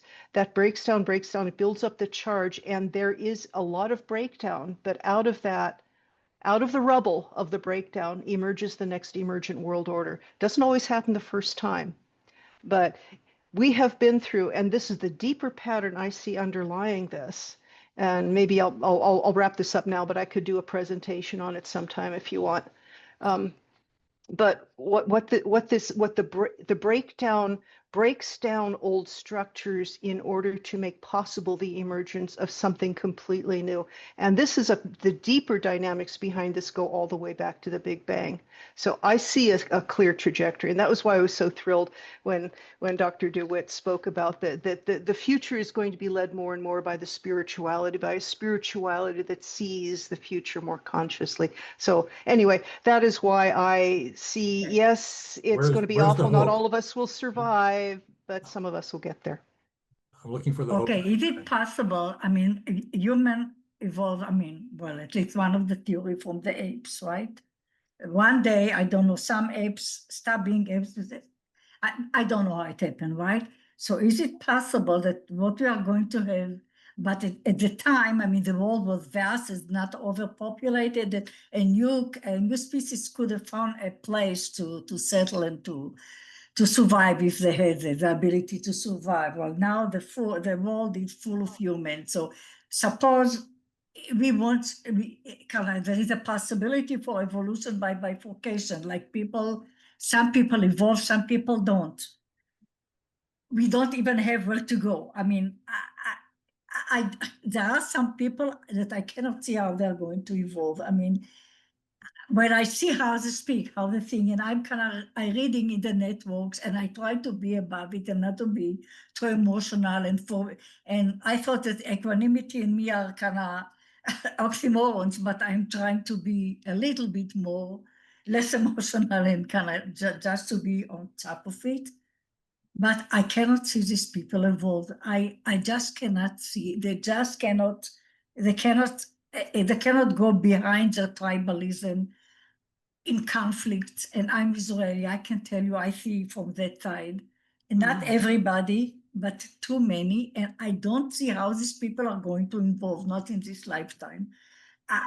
I just don't. I mean, it's too much. I mean, the gap is too big between where they are at and where second tier is. They're not rational, because rational people, at least even if they're not going up, they will let you live.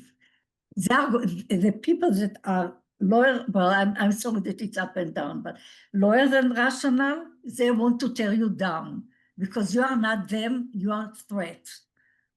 All this kind of whatever we are talking about for them is threat, because for them there is truth, there is no looking over and taking into account the other, all that doesn't exist. They just look like that. I mean, I cannot see them evolve, I just can't. Yeah, and that's what I see too, Tamar. And the challenge there is, as integralists, we can see their place in the growing up hierarchy, and regardless that we're evolving as a species, we're evolving. There are fractions or segments of humanity that aren't interested in evolving, let alone not evolving.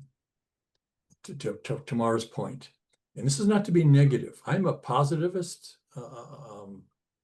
I'm into positive psychology, but I'm more a realist. I've learned to be a realist. The glass isn't just half full, it's also half empty. That's the integral perspective. They're both. And how can we look at that and find a way to work with that?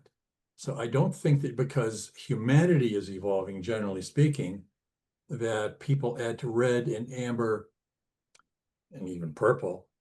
In this day and age, they're feeling more and more stress because of the evolution of the people at the front edge. It's scary as hell to them. It's crazy making to them, I'm guessing. When I try to look at it from that perspective, it's like, what are those fools thinking? You know, those people out there, you know, gender this, gender that, there's no absolute truth, Green. And they don't have a clue, and that's not, doesn't make them wrong or bad.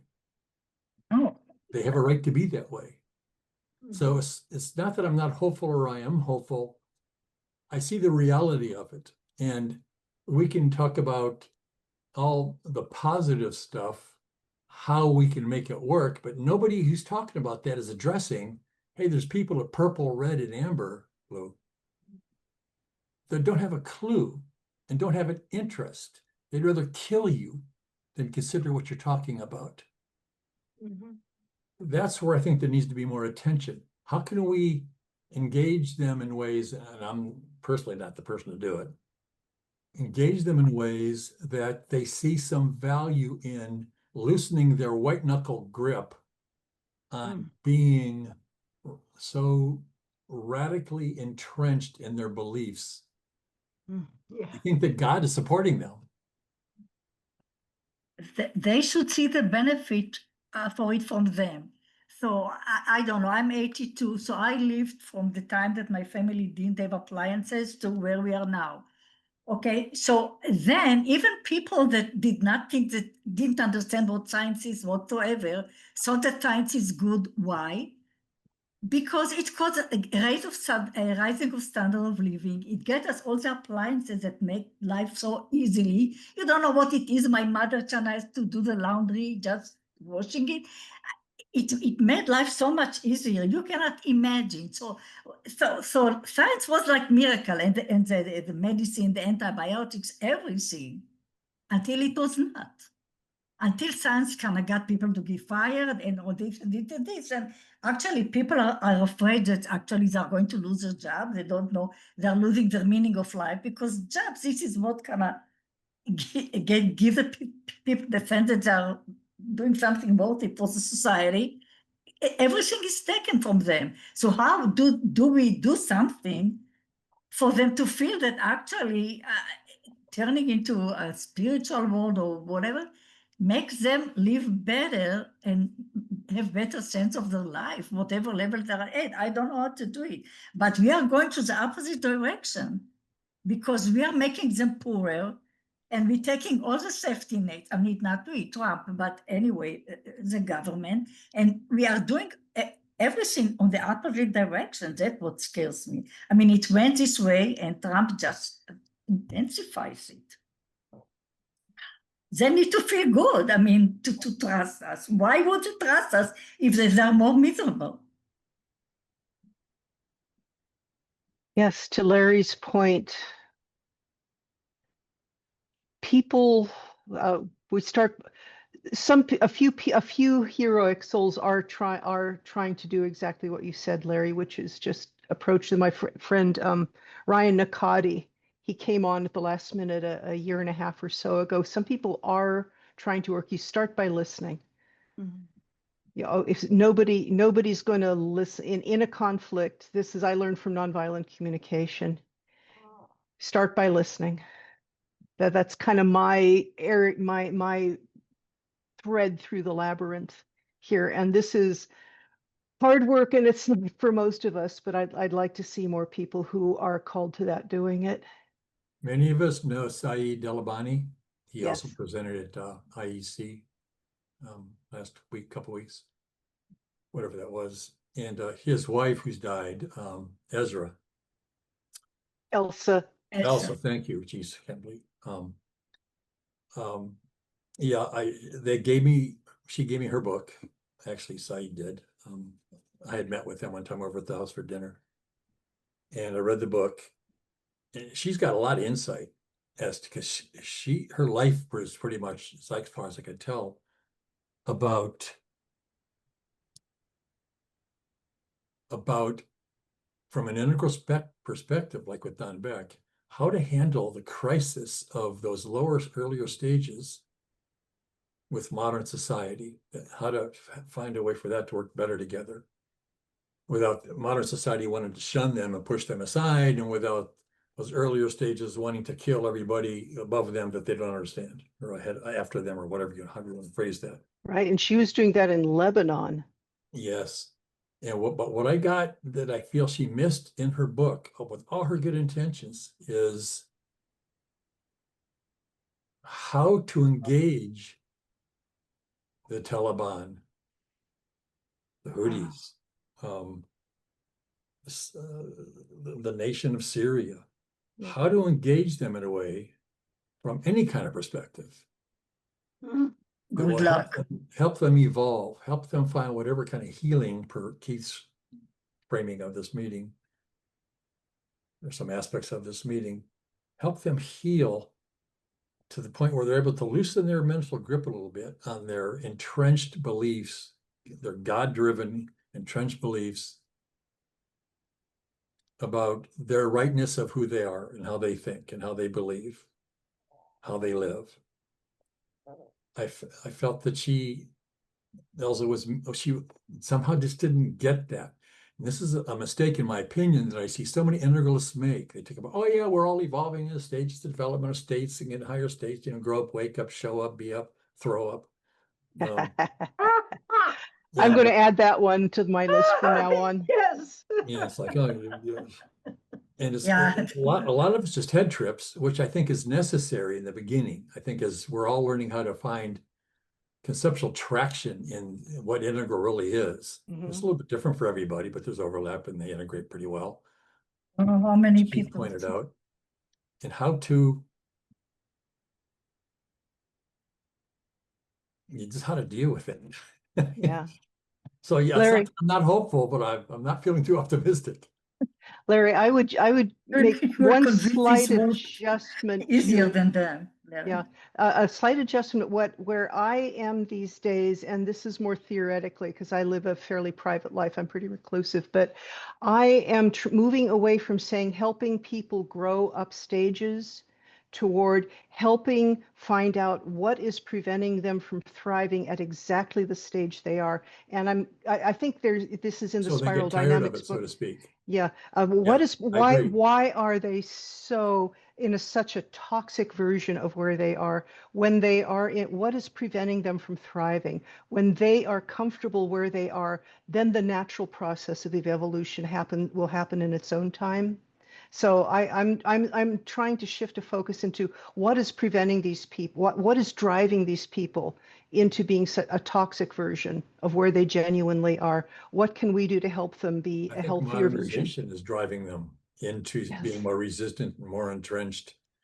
Is the more prolific, the modern, especially second tier, oh my God, the more prolific that consciousness becomes on the planet, I think the more afraid and more entrenched they're going to become. I agree with you in terms of how to approach it. I'm speaking to like-minded people who understand what I'm going to say, but I agree with your finesse there, Karen, like how you're presenting that, about how to present, how to engage that.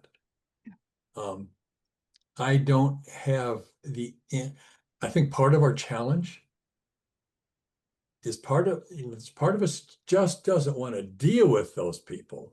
It's like, yeah, would somebody go over there and fix that, please? I'm busy. I'm doing this thing evolving and growing,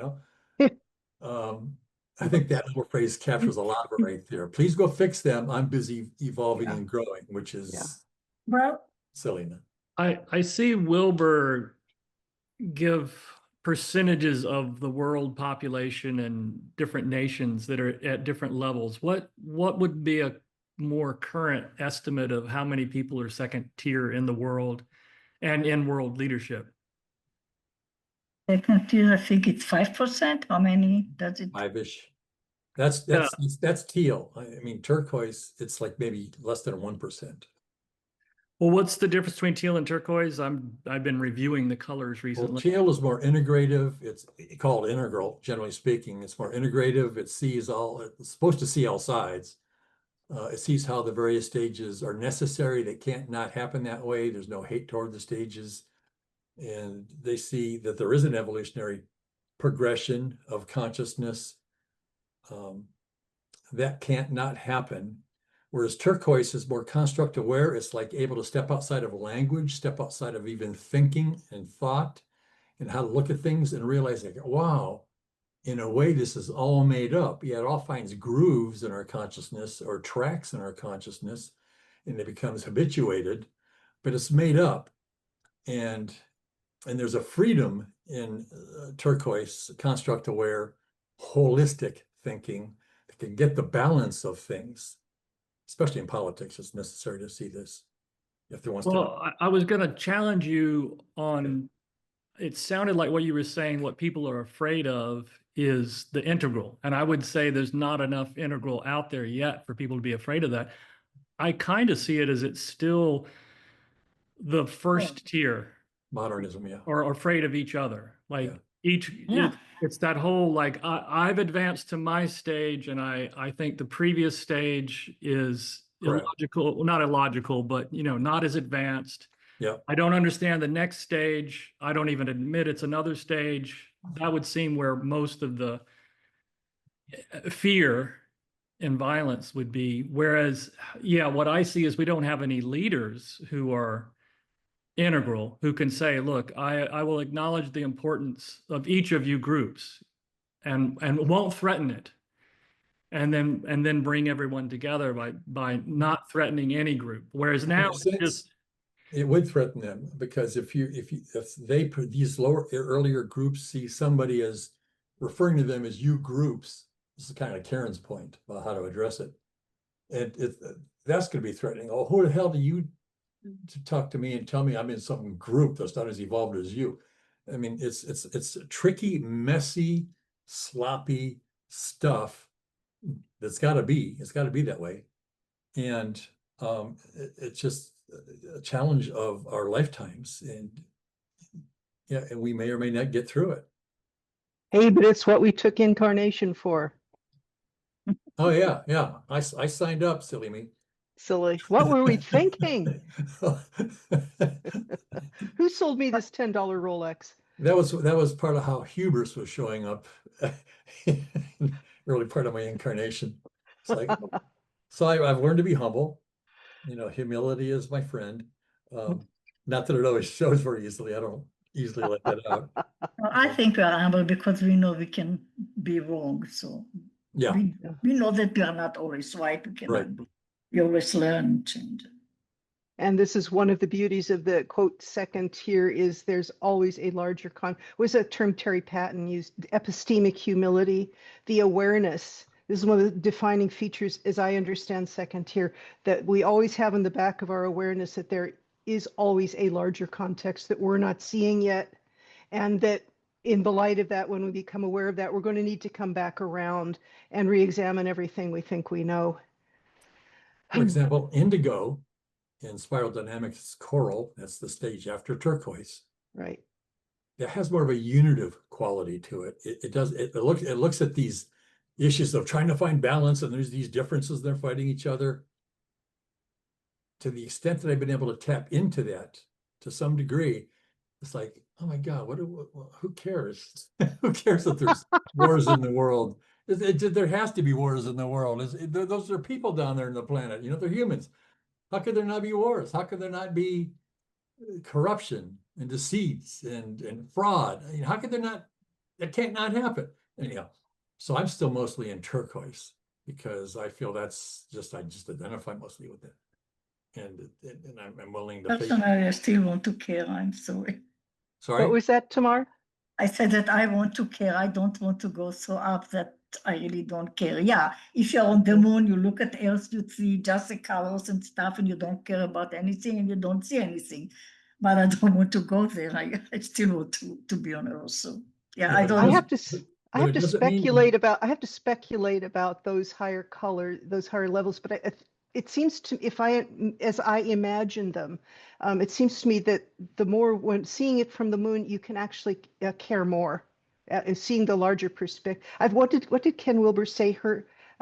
It hurts more, but you mind it less. You can actually end up caring more and being more insightful about how to be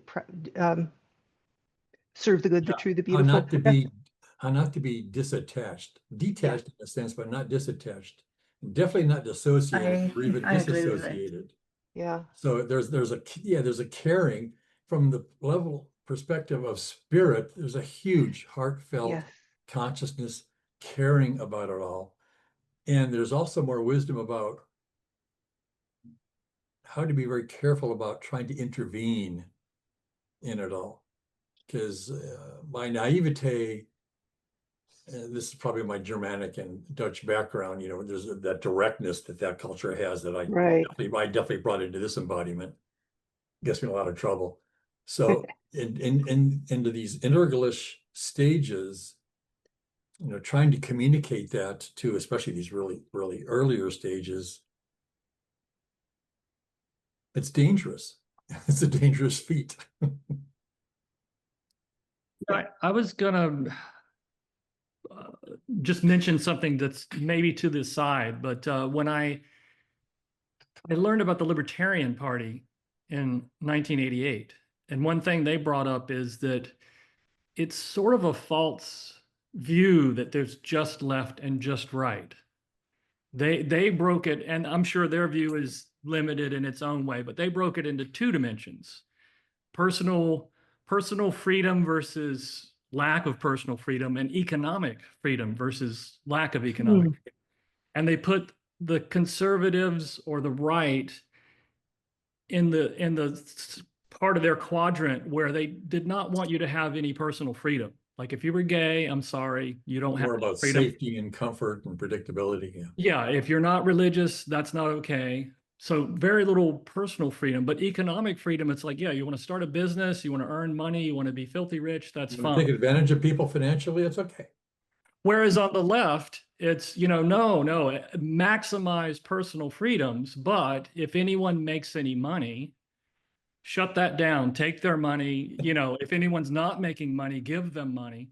So each side gave freedoms, but restricted freedoms. And the libertarians presented themselves as, look, we want you to have all the personal freedoms that the left wants you to have, and all the economic freedoms that the right wants you to have. And we just get out of your way. And that, I've never lived anywhere but the United States, but I am often reminded that other countries don't have two parties that are fighting each other. It is still a yin yang, you know, conservative and progressive are kind Freedom of versus safety. Yeah. Yeah, but in some respects, we almost have it worse here because many of us grow up thinking there really are only two political choices, and that makes the fighting worse. But you know, obviously, other countries that have half a dozen parties are still fighting. You know, And that's the nature first tier. They're going to fight. yeah. But yeah, that help. That's a minor perspective that helps me look beyond red and blue. Yeah, all in between the left and the right, or conservative, and I didn't know that about the libertarians, but it's another way of contextualizing or framing a way to look at the thises and the that's. And they also pointed out that fascists, they don't want you to have any personal freedom or economic freedom. They want the government to own all businesses, and they want you to do exactly what the government says. So, and then centrists are kind of like wishy-washy, like, well, we don't really know what freedoms we want you to have or what freedoms we want to take away. We'll figure it out. But yeah, they put themselves and the Democrats and the Republicans and other forms of government on their quadrants of two types of freedoms, which that helped a lot. I think there's some value in that, although I experienced the libertarians as almost without value. Yeah, they are ineffective. I starting in '88, I tried to participate. I mean, even Ron Paul, that's who he ran as a libertarian in '88, but he ran as a Republican in 2008 because he realized he couldn't be elected as a libertarian. So, and I noticed a lot of the people who ran for office as libertarians they didn't even understand the principles, which made it tough. Yeah, they're almost antisocial. Yeah. Well, many of them were religious as well. That was that was an interesting thing. Many of them were conservatives who were just beginning to open up, which was frustrating. And then I think when Ron Paul left the party, they became, well, yeah, there's a lot I could go into, but it's more political than. Yeah. I wanted to share a picture they showed in Europe. And this is Finland's government. these are the 4 leading leaders in Finland, judged the happiest country on earth. I can see why. Uh, and you know, when you look at the education of the current Mexican president and the current Canadian president, and I swear a woman is totally unelectable in the States right now. It just ain't gonna happen. There's just too much primitive stuff going on. So when I saw this, I could see how much unintegrated shadow. And I don't know if a direct dialogue, it can't function in an integral state dealing with today's conservative. I just don't know how to do it. And I don't know if it's contingent upon me doing it. The evolution might evolve the way it's going to evolve. And how much we're going to influence it is a debatable thing. It looks like it's devolving on its own. Evolving or evolving? Evolving. Because of the excesses and going too far on some of the good that it had. So I don't know what to do. I certainly can't function at an integral level in the political sphere. Well, something I tried to do with my sister, who's very liberal, and I used to be, I probably voted Democrat 95% of my life. And until I got into the integral, especially the turquoise stuff, it's like, oh my God, it's like I begin to see it all differently. It's like just reframing the whole thing. But talking to my sister, last time we talked was back in November. She hasn't talked to me since. Very liberal she is. And I was trying to help her see the Republican side. I was trying to be integral with her. And what the problem is, people at first tier, they think if you're not for them, you must be for the other guy. There's no third option. And if you're for this person, they think you're for that person. I'm sorry. If you try to help this person understand this person, they think that you agree with that person and vice versa. And I ran across this as a mediator in business, trying to work with executives, resolve conflicts. That same dynamic. And I never got good. Part of my directness probably is part of the problem. And so with my sister, I'm trying to help her see it's not about this side's right or that side's right. She had no clue. And she's got a right to have no clue, in my opinion. And I haven't talked to her since. She hasn't been in touch with these, sent her birthday cards on her birthday, Christmas card, nothing. It's like she ghosted me. It's like, and all I'm trying to do, good intention, integral, balance, see both sides, see how they're trying to, in their miserable ways, they're trying to work with each other. And like Ram Dass said, I don't remember when, but it's like, in the end, we're only walking each other toward home. Yeah. And that's a nice perspective. That I would say that's turquoise, at least. Not even so much integral, but turquoise. And realize that as much as we're fighting each other, that's part of the dance of walking each other back home with the capital H. Yes. Beautiful. Yeah, I like that.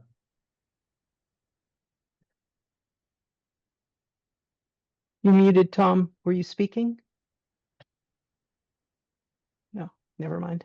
I'd like to say something so as not to be a lurker and as the foreigner here. It's been really, I feel really, really grateful to be able to be here and hear how it is for you and to do that as an outsider. What is happening in your country is happening everywhere. It is its own interpretations, but also whatever happens in your country is incredibly important to everybody else. And I sort of reminded that phrase of the person with the most power in the room has the most responsibility. And fortunately, this falls on America at the moment. And that is part of the story around you from the rest of the world. No, we're with you. Thank you. And watching what happens here. It's just some thoughts that I had listening to you. It seems like as an ongoing exercise for all of us in this is to take what we learned from Keith today about that defensive position, that defensive pattern, And what I'm hearing in when you speak is quite a lot of they, them. How do we get them to change, them to move so that we can stay in our little house of certainty, you know, because we're right, because we're more advanced or whatever it is. It's not arrogance so much. It's being caught in the house, the little defensive house, and that we are it, you know, we're still there too. And it's something we could actually work with. I'm certainly going to, is how am I defending my little house? And what is my fear? And is it realistic? Is my fear realistic? How realistic is it? And what part of it is realistic? And to do something about that. It's like, for me, what I did in that exercise was really come face to face with my own absolute right to defend myself, to be certain about what I'm thinking and what I'm saying. And it's like the next part of the exercise took me to the other side of that, of what it would be like for the other person, because we're in this together. How is it for the other? And that dropped me down another level, and my certainty got undermined a bit. It's my certainty that keeps me locked in this defensive pattern, that I'm certain that I'm right. It's like, really? No, do I really know what I'm talking about? So it, as a way for, like, again, when you talked about different news media, and all you can come up with is the left, and nobody wants to talk about the right. And it's not even that, it is that maybe reading media from other countries, when you talked about political systems in other countries, ours is a much more complex system. We do have two major parties, but we have probably 20 political parties. And they all go every 3 years, they all get together, and we have it at all levels like that. But there are other systems. What are they doing? How is Finland doing what it's doing? And what is it that's of value in that? Because the second tier, from my understanding and training in this, was the tier that serves all levels of the system. So we're not trying to get those people to change up. It's what you said, Karen, about how to support people living their best lives at their best levels. Claire Graves said around spiral dynamic stuff. Yeah. Said, everyone has a right to bloody well be who they are. And it's so how do we serve? How does that, if we believe that we're coming from a second tier, and I've got to say in that too is yellow teal is a transegoic system. It's between first and second. It's a bridging system. So we're not quite there, but its purpose is to serve the system and integrate all of those parts of ourselves. So what is the red part of me that believes that you should just do this? What is the blue part of me that says just do the right thing, just sacrifice for others? What is the orange part of me that just wants to be rich and be able to pay my mortgage, please? And to integrate that personally, but then applied in, you know, collectively, of how do we support all of those people? And that is the listening, not trying to debate, but to listen what that person needs for the conditions that they are in at the moment. I'm probably going to talk too much, but in Australia, we have a lot of disasters that happen. And at that point, almost everybody in the community that's struck by the disaster moves to survival and how to help each other and how to, you know, hand out water and blankets. We all do that. We move up and down the system. More easily we can do that and surrender to that for a period of time. Everything's flooded. It's all terrible. People are homeless. How do we help? And it's just to do whatever we can at whatever small level. I listened to Rob Smith on the evening of the election in America. It was 6th of November. And that was a really fascinating evening. I don't know, did anybody else sit in on that? I was there for part of it. It was, I got to go, oh my God, I'm a conservative, because of the way that he described things in the historical sense. It was really, really opening to me about, so it wasn't standing for the integral view of the world or this view of the world. It was, this is what is happening. And here we are in this. And I found that really useful. And just last point, when don't we have any teal leaders, I would actually put Zelensky somewhere there. I think Yeah. his strategic vision, his strategic initiatives are clever. He is using the system and a systems approach at all levels all the time. So it's always people, it's technology, and it's strategic use of both of those things. And a lot of his decisions and the things that he does, I sit back and go, that is clever. That, because it's cutting through. He's lasted 3 years doing this without losing his people. I mean, obviously, lots of people are dying, but politically, they're united, Yeah. totally united. And there's something he's doing. I don't know enough about him, know what it is, but I would put him as maybe. And if there's one, there could be two, and then there could be three. That's all I want to say. I want to wish you well, and thoughts and prayers with you. Thanks, Kate. Thank you. Thank you very much for your well wishes. Beautiful.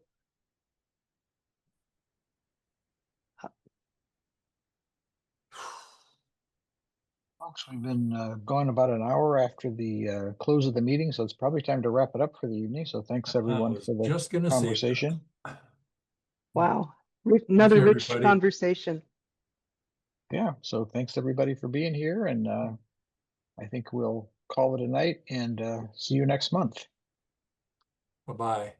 Be well. Bye, everyone. Thank you, everyone.